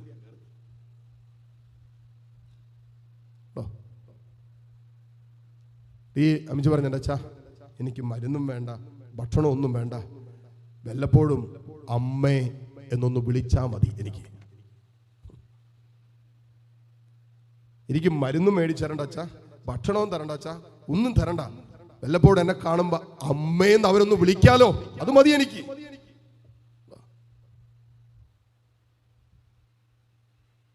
നമ്മുടെ കുടുംബങ്ങളിലുണ്ടെന്നേ, നമ്മുടെ സ്വാർത്ഥതയുടെ ചില കെട്ടുകൾ പൊട്ടിയാൽ നമ്മുടെ കുടുംബത്തിൽ എത്രയോ പേർക്ക് സമാധാനം, സന്തോഷം ഉണ്ടാവും. നമ്മുടെ ചില തീരുമാനങ്ങൾക്ക് ഒരു വിട്ടുവീഴ്ചയ്ക്ക് നമ്മൾ തയ്യാറായാൽ നമ്മുടെ കുടുംബത്തിൽ ദൂരെ സമാധാന സന്തോഷം ഉണ്ടാവും. ഇത് നമ്മൾ ചില വിഷയങ്ങളിൽ ഒരു വിട്ടുവീഴ്ചയ്ക്ക് നമ്മൾ തയ്യാറാകാത്തത് കൊണ്ട് നമ്മുടെ കുടുംബങ്ങളിൽ, ബന്ധങ്ങളിലൊക്കെ എന്തെല്ലാം അസ്വസ്ഥതകളാണ്. ഒക്കെ പറഞ്ഞേ ഹല്ലേലൂയ, ഹല്ലേലൂയ, ഹല്ലേലൂയ. തിരിച്ച് നമ്മൾ വായിച്ചുകൊണ്ടിരുന്ന വചനഭാഗത്തിലേക്ക് വരിക. അപ്പോസ്തല പ്രവർത്തനങ്ങൾ അതിന്റെ 19-ാം അധ്യായം 11 മുതലുള്ള വചനങ്ങളാണ്. പൗലോസിന്റെ കരങ്ങൾ വഴി ദൈവം അസാധാരണമായ അത്ഭുതങ്ങൾ പ്രവർത്തിച്ചു കൊണ്ടിരുന്നു. എന്നിട്ട് പറയാണ്, അവന്റെ ശരീര സ്പർശനമേറ്റ തുവാലകളും അംഗവസ്ത്രങ്ങളും അവർ രോഗികളുടെ അടുത്ത് കൊണ്ടുവന്നു. അപ്പോൾ രോഗം അവരെ വിട്ടുമാറുകയും അശുദ്ധാത്മാക്കൾ അവരിൽ നിന്നും പുറത്തു വരികയും ചെയ്തു. രണ്ട് കാര്യങ്ങളാണ് അവിടെ സാന്നിധ്യത്തിൽ സംഭവിച്ചത്. പൗലോസിന്റെ സാന്നിധ്യത്തിൽ മാത്രമല്ല, പൗലോസിന്റെ അംഗവസ്ത്രങ്ങളിലും തുവാലകളുടെ സാന്നിധ്യത്തിൽ. ദൈവം അങ്ങനെയാ, ദൈവത്തിന്റെ സ്നേഹം അങ്ങനെയാ.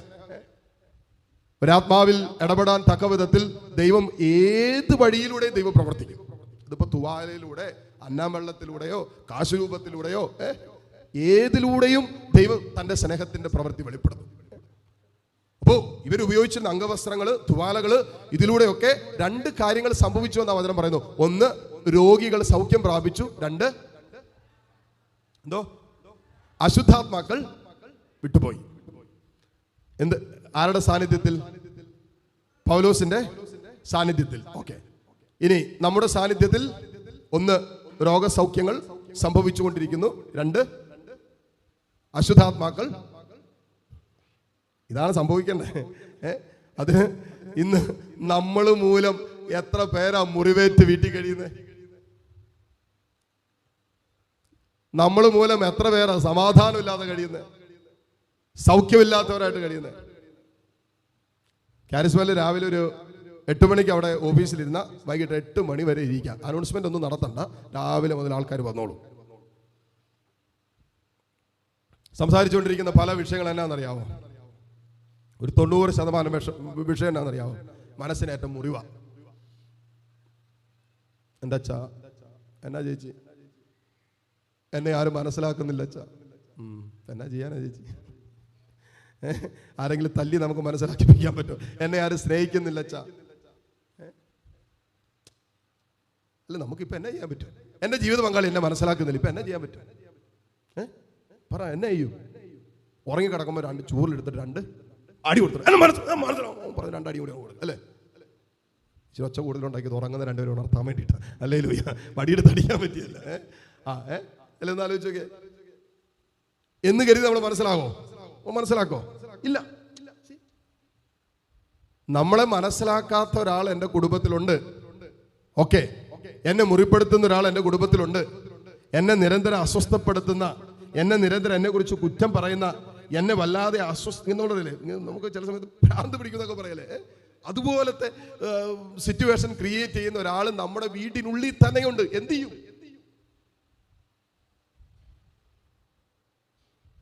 ഇത് കുഴിച്ചുമൂടാണോ? അല്ല, അതായിരിക്കും നമ്മുടെ മനസ്സിൽ കൂടി പോകുന്നത്. ഇതിനൊന്ന് കുഴിച്ചു മൂടി എല്ലാം അല്ലേ, എല്ലാം ഓക്കെ ആയെന്നൊക്കെ ആയിരിക്കും നമ്മുടെ മനസ്സിൽ കൂടി പോകുന്നത്. പക്ഷെ ചെയ്യാൻ പറ്റിയല്ലോ അല്ലേ?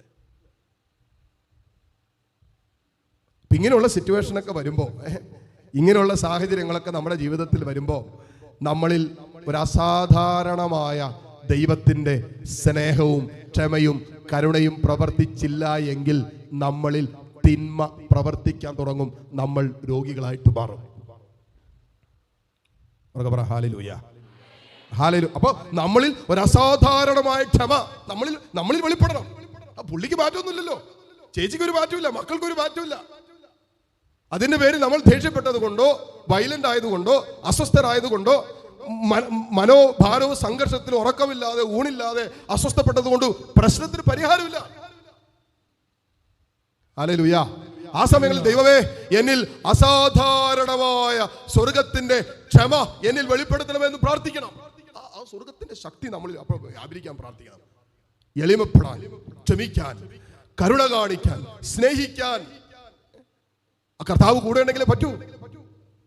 ഈശോയുടെ സാന്നിധ്യം ഉണ്ടെങ്കിലേ ഈ അത്ഭുതങ്ങൾ പൗലോസിന്റെ, പത്രോസിന്റെ കരങ്ങളിലൂടെ കർത്താവിന്റെ സാന്നിധ്യത്തിൽ സംഭവിച്ചതുപോലെ നമ്മളിൽ അസാധാരണമായ സ്വർഗത്തിന്റെ സാന്നിധ്യവും സ്വർഗത്തിന്റെ സ്വഭാവവും വെളിപ്പെടുത്തപ്പെടണമെങ്കിൽ പോലും കർത്താവിന്റെ സാന്നിധ്യം നമ്മുടെ കൂടെ വേണം. Hallelujah, hallelujah. ഞാനിപ്പോഴും ഓർക്കണം, ചങ്ങനാശ്ശേരിയിൽ നിന്ന് ഒരു കുടുംബം ഒരു ധ്യാനത്തിന് വന്നാണ്. അപ്പൻ, അമ്മ, മകൻ, മകന്റെ ഭാര്യ, 2 കുഞ്ഞുങ്ങൾ. എല്ലാവരോടും ഒരു ബുധനാഴ്ച ദിവസം വിടുതൽ പ്രാർത്ഥനയ്ക്കുണ്ട്. ധ്യാനത്തിൻ്റെ ഭാഗമായിട്ട് തേർഡ് കുമ്പസാര കോയിൽ നമുക്ക് ഡെലിവറൻസ് പ്രയർ ഉണ്ട്. നമ്മുടെ കഴിവ് കൊണ്ടും നമ്മുടെ പരിശ്രമം കൊണ്ടും നമുക്ക് പരിഹരിക്കാൻ പറ്റാത്ത വിഷയങ്ങളിൽ കർത്താവിൻ്റെ അസാധാരണമായ സൗഖ്യത്തിനും വിടുതലിനും വേണ്ടി നമ്മൾ പ്രാർത്ഥിക്കും. ഒരു ഡെലിവറൻസ് പ്രയറാണ്. ഈ കുടുംബം മുഴുവൻ വന്നിട്ടാണ് കാര്യങ്ങളൊക്കെ പറയുന്നത്. അത് കേട്ടുകൊണ്ടിരിക്കുമ്പോൾ നമ്മുടെ തന്നെ കണ്ണ് നിറയും. അതുപോലുള്ള വിഷയമാണ് ഈ പറഞ്ഞുകൊണ്ടിരിക്കുന്നത്. അപ്പോൾ ഈ വന്ന കുടുംബം, അവര് ചങ്ങനാശ്ശേരി അപ്പുറത്തെ ഏതോ സ്ഥലത്ത് നിന്നാണ് വരുന്നത്. ഈ സഹോദരന് സമൂഹത്തിൽ മാന്യമായ പരിപാടികളൊക്കെ ഉള്ളതാണ്. സൺഡേ സ്കൂളിൽ കാറ്റഗിസം പഠിപ്പിക്കുന്ന സാറാണ്. അത്രയും വലിയ കുഴപ്പമൊന്നുമില്ലാതെ ഒരു ഉന്നതമായ ഒരു സോഷ്യൽ സ്റ്റേറ്റസിലൂടെ കടന്നുപോയതാണ്. തൻ്റെ ബലഹീനതയിൽ ആ ഇടവകയിൽ തന്നെയുള്ള ഒരു സ്ത്രീയുമായിട്ട് റിലേഷൻഷിപ്പ്, ആ റിലേഷൻഷിപ്പ് സ്വന്തം ആങ്ങള പച്ചയ്ക്ക് പിടിക്കുകയും ആ കുടുംബത്തിൽ നിന്നും ഈ സഹോദരനെ അടിച്ച് ഇവരുടെ വീട്ടിൽ ഭാര്യയുടെയും കുഞ്ഞുങ്ങളുടെയും അപ്പൻ്റെ അമ്മയുടെ മുമ്പിൽ കൊണ്ടുവന്ന് വലിച്ചെറിഞ്ഞിട്ട് കുടുംബത്തിൻ്റെ മുഴുവൻ അന്തരീക്ഷം മാറി. നമുക്ക് ചിന്തിക്കാവുന്നതിനപ്പുറമാണത്. ഭാര്യയുടെ ഉള്ളിൽ കൂടി പോകുന്നത് ഇത്രയും നാളുകൾ എൻ്റെ കൂടെ കടന്നിട്ട് പുള്ളി എന്നെ വഞ്ചിക്കുകയായിരുന്നു, എന്നെ അല്ലേ ചതിക്കുമായിരുന്നല്ലോ എന്നുള്ള ചിന്ത ഒരു ഭാര്യയുടെ മനസ്സിൽ കൂടി കടന്നു പോകാം. ഒരു അപ്പനും അമ്മയും ഇനി എങ്ങനെ പുറത്തിറങ്ങി നടക്കും, വഴിയിലിറങ്ങി എങ്ങനെ നടക്കും, നാട്ടുകാരുടെ മുമ്പിൽ എങ്ങനെ നോക്കും, മറ്റുള്ളവരുടെ മുമ്പിൽ എങ്ങനെ ഒന്ന് തലമുക്കി നടക്കും അല്ലേ? ഇതിനകം ചത്താ മതി എന്നൊക്കെ ചിന്തിച്ച് മാതാപിതാക്കൾ പറയാം. എൻ്റെ ആ സമയത്തൊക്കെ ചത്താ മതി എന്നാണ് ഞങ്ങൾ ചിന്തിച്ചത്. പുറത്തിറങ്ങാൻ പറ്റുന്നില്ല. അങ്ങനെ പുറത്തിറങ്ങും? പച്ചയ്ക്ക് പിടിച്ചതല്ലേ, ഇങ്ങനെ വീട്ടിൽ കൊണ്ടുവന്നിട്ട് തല്ലി കൊണ്ടുവന്നിട്ടാക്കിയിട്ടേക്കല്ലേ. ഇങ്ങനെ ഒരു സിറ്റുവേഷനിൽ കടന്നു നിൽക്കുന്നു. മക്കൾ വീട്ടിലുണ്ട്. പുള്ളിക്ക് ആദ്യത്തെ ഒരു ദിവസം കഴിഞ്ഞപ്പോൾ പുള്ളിക്ക് തന്നെ മനസ്സുകൊണ്ട് വല്ലാത്തൊരു ഭാരം. എന്നാലും ഞാൻ ഇങ്ങനെയൊക്കെ ചെയ്തില്ലേ, എൻ്റെ കുഞ്ഞുങ്ങളെ ഞാൻ ചതിച്ചില്ല, എൻ്റെ ഭാര്യയെ ഞാൻ വഞ്ചിച്ചില്ലേ, എൻ്റെ മാതാപിതാക്കളെ വേദനിപ്പിച്ചില്ല, അതുകൊണ്ട് ഇനി ജീവിക്കണ്ട, അവസാനിപ്പിച്ചേക്കാം. പുള്ളി എല്ലാം അവസാനിപ്പിക്കാൻ വേണ്ടി വീട്ടിൽ പറയാതെ പയ്യെ വീട്ടിൽ നിന്ന് ഇറങ്ങി അങ്ങനെ ട്രാവൽ ചെയ്ത് ഈ ചാലക്കുടി ഭാഗത്തേക്കൊക്കെ ഇവിടെ ഈ പോകുന്ന റൂട്ടിലുള്ള ട്രെയിനിലാണ്.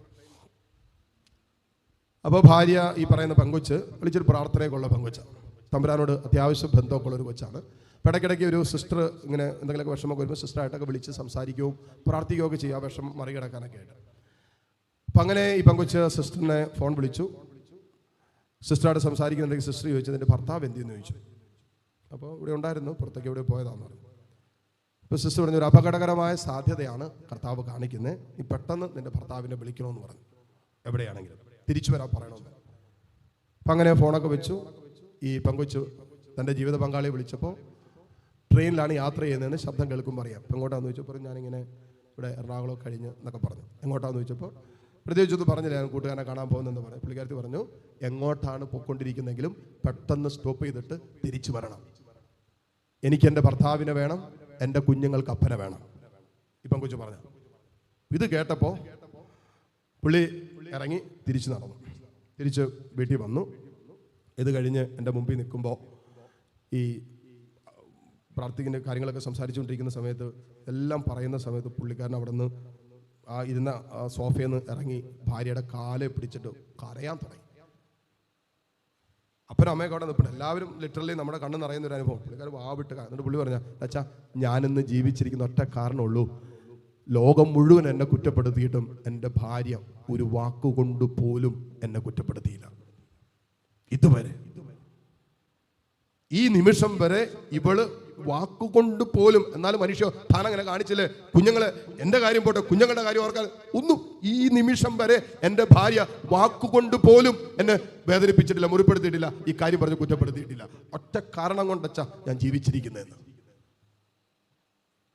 അങ്ങനെ ഒരു സിറ്റുവേഷനിൽ പിടിച്ചു നിൽക്കാൻ അസാധാരണമായ ധൈര്യം വേണ്ടേ? അങ്ങനെ ഒരു സാഹചര്യത്തിൽ നമ്മൾ മുറിപ്പെടുത്തുന്ന വാക്കുകൾ പറയാതിരിക്കാൻ, കുറ്റപ്പെടുത്താതിരിക്കാൻ അസാധാരണമായ ദൈവസ്നേഹത്തിന്റെ, ദൈവകരുണയുടെ അനുഭവം നമുക്ക് വേണ്ടേ? ഒരു കരുണ കാണിക്കുമല്ലേ? ഞാൻ അർഹിക്കാത്ത സ്നേഹം അപ്പോഴും കൊടുക്കുമല്ലേ? ഇത്രയും എന്നെ ചതിച്ചിട്ടും വഞ്ചിച്ചിട്ടും മുറിപ്പെടുത്തിയിട്ടും എൻ്റെ ജീവിത പങ്കാളി അർഹിക്കാത്ത സ്നേഹം കരുണയായിട്ട് ഒഴുകുമല്ലേ? എന്നിൽ അസാധാരണമായ ദൈവസ്നേഹത്തിന്റെ വെളിപ്പെടുത്തലില്ലെങ്കിൽ എനിക്കത് പറ്റില്ല. കാണൂ, ആ ഭർത്താവ് ഒരു കൊച്ചു കുഞ്ഞിനെ പോലെ താഴെ ഇരുന്നിട്ട് അവളുടെ കാലെ പിടിച്ച് കരയുക. അവൾ പിടിച്ചൊക്കെ മാറ്റി, ഞാനും കൂടി പിന്നെ പിടിച്ച് വലിച്ചു മാറ്റി. ഞാൻ പറഞ്ഞു, നിങ്ങളൊരു കാര്യം ചെയ്യും, ചങ്ങനാശ്ശേരിയിലെ വീട് തൽക്കാലത്തേക്ക് വിട്ടിട്ട് വേറെ എങ്ങോട്ടെങ്കിലും മാറാൻ പറഞ്ഞു. അങ്ങനെ അവർ എനിക്ക് തോന്നി കാക്കനാട്, ആലുവ ഭാഗത്ത് എവിടെയോ അവരവിടെ നിന്ന് സ്ഥലം, കാരണം താമസിക്കാൻ പറ്റില്ല അവിടെ. ഒരു നമ്മളറിയില്ല, ഒരു അസ്വസ്ഥയാണ് അവിടെ മുമ്പിൽ നടക്കാം. അപ്പോൾ മാറാമെന്നല്ലാതെ അതിനകത്ത് വേറെ ഓപ്ഷനില്ല. പക്ഷെ ഞാൻ ആ പെങ്കൊച്ചിൻ്റെ കാര്യം ഞാനിങ്ങനെ ഇടയ്ക്കിടയ്ക്ക് ആലോചിക്കും, ദൈവമേ, അസാധാരണമായ ക്ഷമയാണ്. അത്രമാത്രം ദൈവത്തോട് ബന്ധമുള്ളത് കൊണ്ടും അത്രമാത്രം പ്രാർത്ഥനയുള്ളത് കൊണ്ടും അല്ലേ, അസാധാരണമായൊരു ധൈര്യം, അസാധാരണമായൊരു ബലം. അതല്ലെങ്കിൽ അത് മതി, കംപ്ലീറ്റ് ആ ദാമ്പത്യം തകരാൻ അത് മതി, വേറെ ഒന്നും വേണ്ട. ആ ബന്ധം മുറിയാൻ ഇതിനേക്കാൾ വലിയ കാരണം വേണോ? പറ. പറ, നിങ്ങൾ പറ, ചേച്ചിമാർ പറ, വേണോ? നിങ്ങളുടെ ജീവിത പങ്കാളിക്ക് മറ്റൊരാളായിട്ട് ബന്ധമുണ്ടെന്ന് പറഞ്ഞാൽ നിങ്ങൾ എന്ത് ചെയ്യും? ഹാ ഹല്ലേലൂയ, ജയ ഹല്ലേലൂയ, യേശു കർത്താവ്. പാടോ, പറ. അപ്പൊ കാണാം. പിന്നെ മറ്റേ ബോംബിട്ട പോലെയാവും, പിന്നെ കംപ്ലീറ്റ് കലാപ ഭൂമിയായിട്ട് മാറും അല്ലേ? അപ്പോ ആ സമയത്തും ഒരു വൈകാരികമായ ശാന്തത സൂക്ഷിക്കാനും ജീവിത പങ്കാളിയോട് തന്നെ വഞ്ചിച്ച, തന്നോട് അവിശ്വസ്തത കാണിച്ച ജീവിത പങ്കാളിയോട് കുരിശിൽ ഈശോ ക്ഷമിച്ചതുപോലെ ക്ഷമിക്കാനും കരുണ കാണിക്കാനും പറ്റണമെങ്കിൽ അസാധാരണമായ ദൈവസ്നേഹത്തിന്റെ ഒരു കണക്ഷൻ, ഒരു പ്രാർത്ഥന ഈ മകളുടെ ജീവിതത്തിൽ ഉണ്ട്. അതുകൊണ്ടാണ് പറഞ്ഞ ഹല്ലേലൂയ, ഹല്ലേലൂയ. ഇപ്പൊ മനുഷ്യ സാധാരണമല്ലാത്ത അസാധാരണമായ ദൈവസ്നേഹത്തിന്റെ, കർത്താവിന്റെ കരുണയുടെ സാന്നിധ്യത്തിന്റെ ശക്തി എന്നിൽ വെളിപ്പെടണമെങ്കിൽ എനിക്ക് കർത്താവിനോട് ഒരു ബന്ധം ഉണ്ടാകണം, ഈശോയുടെ ഒരു ബന്ധം ഉണ്ടാകണം. അല്ല, പറ്റില്ല. അതല്ലെങ്കിൽ നിസ്സാര കാര്യങ്ങൾ മതി നമ്മൾ തകർന്നു പോകാൻ, ചെറിയ വിഷയങ്ങൾ മതി നമ്മൾ വല്ലാതെ അസ്വസ്ഥരാകാൻ, പിന്നെ ഉറക്കമില്ല, ഡിസ്റ്റർബ്ഡ് ആയി, പരാതിയായി, പരിഭവമായി. ഇതൊന്നും പ്രശ്നത്തിന് പരിഹാരമല്ല താനും. നമ്മൾ എടുക്കുന്ന വൈകാരികമായി എടുക്കുന്ന വിഷയങ്ങളൊന്നും, നിലപാടുകളൊന്നും തന്നെ ആ പ്രശ്നത്തിന് ഒരിക്കലും പരിഹാരമല്ല. പറഞ്ഞേ ഹല്ലേലൂയ, ഹല്ലേലൂയ. അതുകൊണ്ടാണ് വചനം പറയുന്നത് ഈ പൗലോസിന്റെ കരങ്ങളിലൂടെ വലിയ സൗഖ്യങ്ങൾ സംഭവിച്ചു. മാത്രമല്ല തിന്മ, അശുദ്ധാത്മാക്കൾ വിട്ടുപോയി.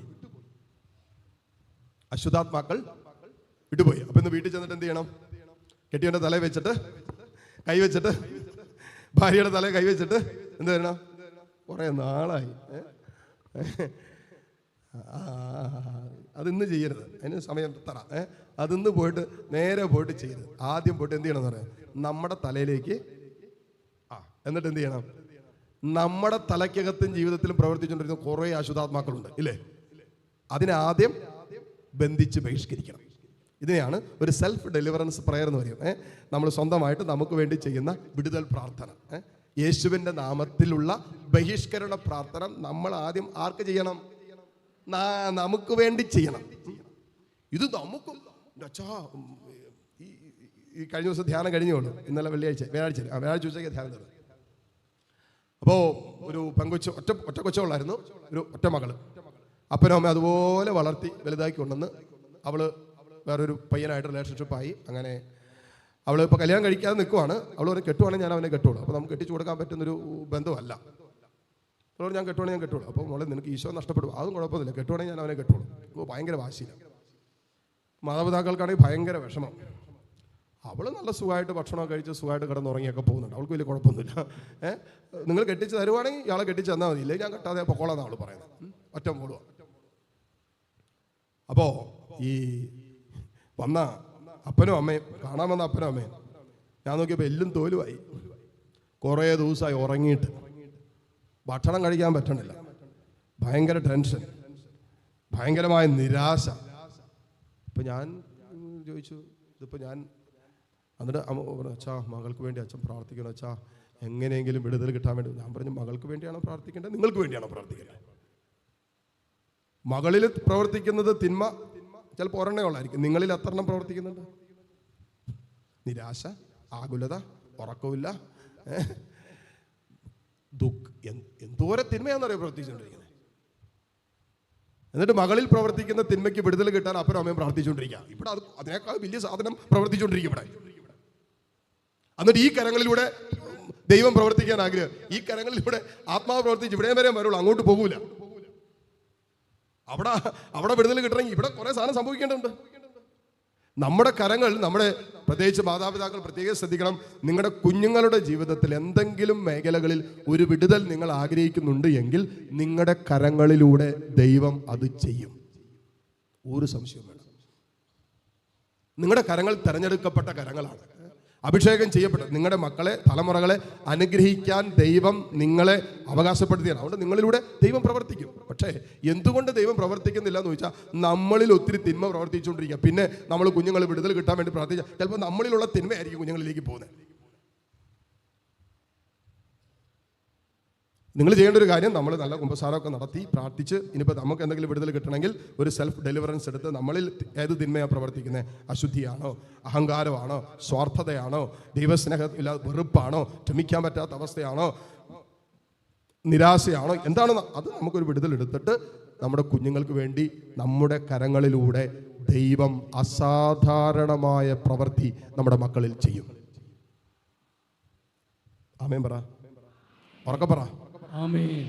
ചെയ്യും. എത്രയോ സംഭവങ്ങൾ, എത്രയോ സാക്ഷ്യങ്ങൾ പറയാനുണ്ടെന്ന് അറിയും. പറയാനാണെങ്കിൽ സന്ധ്യാപ്രാർത്ഥന പോലും ഇല്ലാത്ത കുടുംബാംഗങ്ങൾ വന്നതാ. ഒരു കൊച്ചു സംസാരിക്കുന്നില്ല എന്ന് പറയും. കൊച്ചു സംസാരിക്കാത്തതിന് കാരണം ഇവർ തമ്മിൽ ഒരു ബന്ധമില്ല. നിങ്ങൾ മക്കളിലൊക്കെ ചില അസ്വസ്ഥതകൾ, രോഗങ്ങൾ, വിട്ടുവിട്ട് വരുന്ന പ്രശ്നങ്ങളൊക്കെ കാണുമ്പോൾ നമ്മൾ വിചാരിക്കുന്നത് കുഞ്ഞിന്റെ പ്രശ്നമാണെന്ന്. എല്ലാം അങ്ങനെയല്ല. മാതാപിതാക്കൾ പ്രത്യേകിച്ച് ദാമ്പത്യത്തിൽ ഒരുമിപ്പിക്കപ്പെട്ട ദൈവസ്നേഹത്തിന്റെ ഐക്യത്തിൽ ജീവിക്കാൻ വിളിക്കപ്പെട്ട ദാമ്പത്യ ജീവിതത്തിന്റെ വിളിക്കും വിശ്വസ്തതയ്ക്കും മങ്ങലേക്കുമ്പോ അതിന്റെ റിഫ്ലക്ഷൻ ഉണ്ടാകുന്ന കുഞ്ഞുങ്ങളിലാണ്. കുഞ്ഞുങ്ങളുടെ പഠനം, അവരുടെ ജോലി, അവരുടെ വിവാഹം, രോഗാവസ്ഥകൾ, ഇതൊക്കെ എന്തിനാണെന്നറിയാവോ? ഇത് ദൈവം ഈ അടയാളങ്ങൾ തരുന്നത് എന്തിനാ? നിങ്ങൾ മാതാപിതാക്കൾ ദൈവം ആഗ്രഹിക്കുന്നത് പോലെ സ്നേഹത്തിന്റെ ഐക്യത്തിലല്ല എന്ന് നിങ്ങൾക്ക് വെളിപ്പെടുത്തി തരാൻ വേണ്ട അടയാളങ്ങളാണ് ചില കുഞ്ഞുങ്ങളിൽ തരുന്നത്. അതുകൊണ്ട് ചിലപ്പോൾ കുഞ്ഞുങ്ങളൊക്കെ ആയിട്ട് പ്രാർത്ഥിക്കാൻ വരുമ്പോൾ ഞാൻ ആദ്യം ചോദിക്കാനുള്ള ചോദ്യം എന്താണെന്നറിയോ? നിങ്ങൾ തമ്മിലുള്ള ബന്ധമൊക്കെ ഓക്കെ ആണല്ലോ അല്ലേ? നിങ്ങൾക്ക് പരസ്പരം സ്നേഹമൊക്കെ ഉണ്ടല്ലോ അല്ലേ? നിങ്ങൾ പരസ്പരം ക്ഷമിച്ചൊക്കെയാണല്ലോ പോകുന്നല്ലേ? ചിലപ്പോൾ കുഞ്ഞിന് രോഗമായിരിക്കാം, കുഞ്ഞിന് അസ്വസ്ഥയായിരിക്കും, എപ്പോഴും രോഗപീഠയായിരിക്കാം, രാത്രി ഉറക്കമില്ലാത്ത അവസ്ഥയായിരിക്കാം, എന്തോട്ടെ. ഒരു കൊച്ചിനെ സംസാരിക്കുന്നില്ല എന്ന് പറഞ്ഞ കുഞ്ഞതാ, 4 വയസ്സായിട്ട് കൊച്ചു സംസാരിക്കുന്നില്ല. കൊച്ചു സംസാരിക്കാത്തതിന് കാരണം എന്താ? ഈ കൊച്ചുണ്ടായതിനു ശേഷം ഇവര് ശരിക്കും സംസാരിച്ചിട്ടില്ല. അതാണ് കാരണം. രണ്ടുപേരും 2 കട്ടിലാണ് കിടക്കുന്നത്. ആദ്യത്തെ കൊച്ചുണ്ടായി. ആ കൊച്ചുണ്ടാകുന്ന സമയത്ത് വീട്ടുകാർ തമ്മിലുണ്ടായിരുന്ന എന്തോ പ്രശ്നം, മാമോദീസുമായി ബന്ധപ്പെട്ട എന്തൊക്കെ പ്രശ്നം ഉണ്ടായതിന്റെ പേരിൽ അന്ന് ഇവർ തമ്മിൽ അടി തുടങ്ങിയതാ. കഴിഞ്ഞ 4 വർഷമായിട്ട് ചേട്ടത്തി അവിടെ കിടക്കും, ചേട്ടൻ ഇപ്പുറത്ത് കിടക്കും. രണ്ടുപേരും 2 സ്ഥലത്താണ് കിടക്കുന്നത്. വലിയ മിണ്ടാട്ടമൊന്നുമില്ല, ഒരു വീട്ടിൽ കഴിയുന്നുള്ളൂ, വലിയ സംസാരമൊന്നുമില്ല. എന്നിട്ട് കുഞ്ഞ് സംസാരിക്കുന്നില്ല. അതാണ് പ്രശ്നം. ആദ്യം അമ്മയാണ് കൊണ്ടിരുന്നത്. ഇപ്പോൾ കൗൺസിലർ ഉണ്ടായിരുന്നു. കൗൺസിലിങ്ങിന് വിട്ടപ്പോൾ കൗൺസിലർ പറഞ്ഞു, അച്ഛാ ജീവിത പങ്കാളിനെ കൂടി അച്ഛൻ ഒരുമിച്ച് കാണുവാണെങ്കിൽ നല്ലതാണ്, ഇവർ തമ്മിൽ എന്തോ പ്രശ്നമുണ്ടെന്ന് പറഞ്ഞു. അപ്പോൾ പിന്നെ ഞാൻ പറഞ്ഞു, ചേട്ടനെ വിളിച്ചു പറഞ്ഞു. പുള്ളിക്കാരത്തി പറഞ്ഞു, ചേട്ടൻ ഇങ്ങനത്തെ പരിപാടിക്കൊന്നും വരികയില്ലെന്ന് പറഞ്ഞു. ചേട്ടൻ ഈ ധ്യാനവും കൗൺസിലിംഗ് എന്നൊക്കെ പറഞ്ഞ പുള്ളിക്ക് ചെകുത്താൻ കുരിശ് പുള്ളി ഒന്നും ഇങ്ങനെ വരുന്നില്ലെന്ന്. ഞാൻ പറഞ്ഞു, പുള്ളി വന്നില്ലേ, ആർക്ക് നഷ്ടം? നിങ്ങളുടെ കൊച്ചു സംസാരിക്കാതെ ഞങ്ങൾക്ക് വല്ല കുഴപ്പമുണ്ടോ? ഞാൻ പറഞ്ഞു, ചേട്ടൻ്റെ അടുത്ത് പോയിട്ട് പറ, കൊച്ചു സംസാരിക്കണോ? ചേട്ടനും ചേച്ചിയും കൂടി ഒരുമിച്ച് വരാൻ അച്ഛൻ പറഞ്ഞെന്ന് പറയാൻ പറഞ്ഞു. കൊച്ചിൻ്റെ കാര്യം ആയതുകൊണ്ടാണെന്ന് തോന്നുന്നു പുള്ളി വന്നു. ഒരു 3 ആഴ്ച കഴിഞ്ഞപ്പോൾ 2 കൂടി വന്നിട്ടുണ്ടായിരുന്നു. ഇവർക്ക് 2 പേരോട് ഇരുത്തി കൗൺസിലിംഗ് കൊടുത്ത് ഈ മേഖല ഇവർക്ക് മനസ്സിനേറ്റ മുറിവും വിഷയങ്ങളൊക്കെ ബന്ധപ്പെട്ട് ഡെലിവറൻസ് പ്രയറൊക്കെ നടത്തി. ഞാൻ പറഞ്ഞു, എല്ലാ ദിവസവും നിങ്ങൾ ഒരുമിച്ച് സന്ധ്യാപ്രാർത്ഥന ചൊല്ലുകയും സന്ധ്യാപ്രാർത്ഥന കഴിഞ്ഞ് നിങ്ങളുടെ കുഞ്ഞിൻ്റെ ശിരസിൽ കരങ്ങൾ വെച്ച് നിങ്ങൾ പ്രാർത്ഥിക്കുകയും ചെയ്തോ, നിശ്ചയമായിട്ടും കുഞ്ഞിൻ്റെ നാവിൻ്റെ 4 വർഷമായിട്ട് കെട്ടപ്പെട്ട് കിടക്കുന്ന കുഞ്ഞിൻ്റെ നാവിൻ്റെ കെട്ട് അടുത്ത 6 മാസത്തിനുള്ളിൽ അഴിയും എന്ന് ഞാൻ പറഞ്ഞു. അപ്പോൾ എനിക്ക് അങ്ങനെ ആത്മാവ് തന്ന 6 മാസം എന്ന് പറഞ്ഞു. പക്ഷേ 3 മാസം കഴിഞ്ഞപ്പോൾ കാരിസ്മയുടെ സ്റ്റേജിൽ കയറി ഈ കുഞ്ഞ് സംസാരിക്കുന്ന കുഞ്ഞുമായിട്ട് ഇവർ സാക്ഷ്യം പറഞ്ഞു. ഇവർ നന്നായി കഴിഞ്ഞപ്പോൾ കുഞ്ഞ് ശരിക്കും പറഞ്ഞാൽ കുഞ്ഞിന് ഒരു അസുഖമില്ലായിരുന്നു. കുഞ്ഞിൻ്റെ നാവ് കർത്താവ് കെട്ടിയിട്ടത് ഈ മാതാപിതാക്കൾ സ്നേഹത്തിൻ്റെ സംഭാഷണങ്ങളില്ല എന്ന് അവർക്ക് വെളിപ്പെടുത്തി കൊടുക്കാൻ വേണ്ടി മാത്രമായിരുന്നു. അത്രേ ഉള്ളൂ. നമ്മുടെ കുഞ്ഞുങ്ങളിലൊക്കെ വരുന്ന ചില രോഗങ്ങൾ, ചില അസ്വസ്ഥതകളൊക്കെ കാണുമ്പോൾ നമ്മൾ ട്രീറ്റ് ചെയ്യേണ്ടതാണെങ്കിൽ ട്രീറ്റ് ചെയ്യണം. എന്നാൽ അതിൻ്റെ പിന്നിൽ ആത്മീയ കാരണങ്ങളുണ്ടെങ്കിൽ അതിനെ നമ്മൾ ഐഡൻറ്റിഫൈ ചെയ്യേണ്ടതുണ്ട്. വിടുതൽ കിട്ടേണ്ട വിഷയങ്ങളാണെങ്കിൽ നമ്മളത് വിടുതലിന് വേണ്ടി പ്രാർത്ഥിക്കേണ്ടതുണ്ട്. അപ്പം അതുകൊണ്ട് നമ്മൾ ആദ്യം ഒരു സെൽഫ് ഡെലിവറൻസ് പ്രയർ നടത്തുകയും കുടുംബത്തിൽ വിടുതൽ, ജീവിത പങ്കാളിക്ക് ഏതെങ്കിലും മേഖലയിൽ വിടുതൽ വേണോ, മദ്യപാനത്തിൻ്റെ കെട്ടാണോ, ദുശീലങ്ങളുടെ അടിമത്തങ്ങളുണ്ടോ കുഞ്ഞുങ്ങൾ, നമ്മൾ ആദ്യം ചെയ്യേണ്ടത് നമുക്ക് വേണ്ടി ഒരു വിടുതൽ പ്രാർത്ഥന നടത്തുകയും എന്നിട്ട് നമ്മുടെ കരങ്ങളിലൂടെ അസാധാരണമായ പ്രവൃത്തി എൻ്റെ മക്കളിൽ ഇടപെടാൻ തക്ക വിധത്തിൽ നമ്മുടെ കരങ്ങൾ കർത്താവിനോടുള്ള ബന്ധത്തിൽ കണക്റ്റഡ് ആക്കുക. ദൈവം പ്രവർത്തിച്ചു.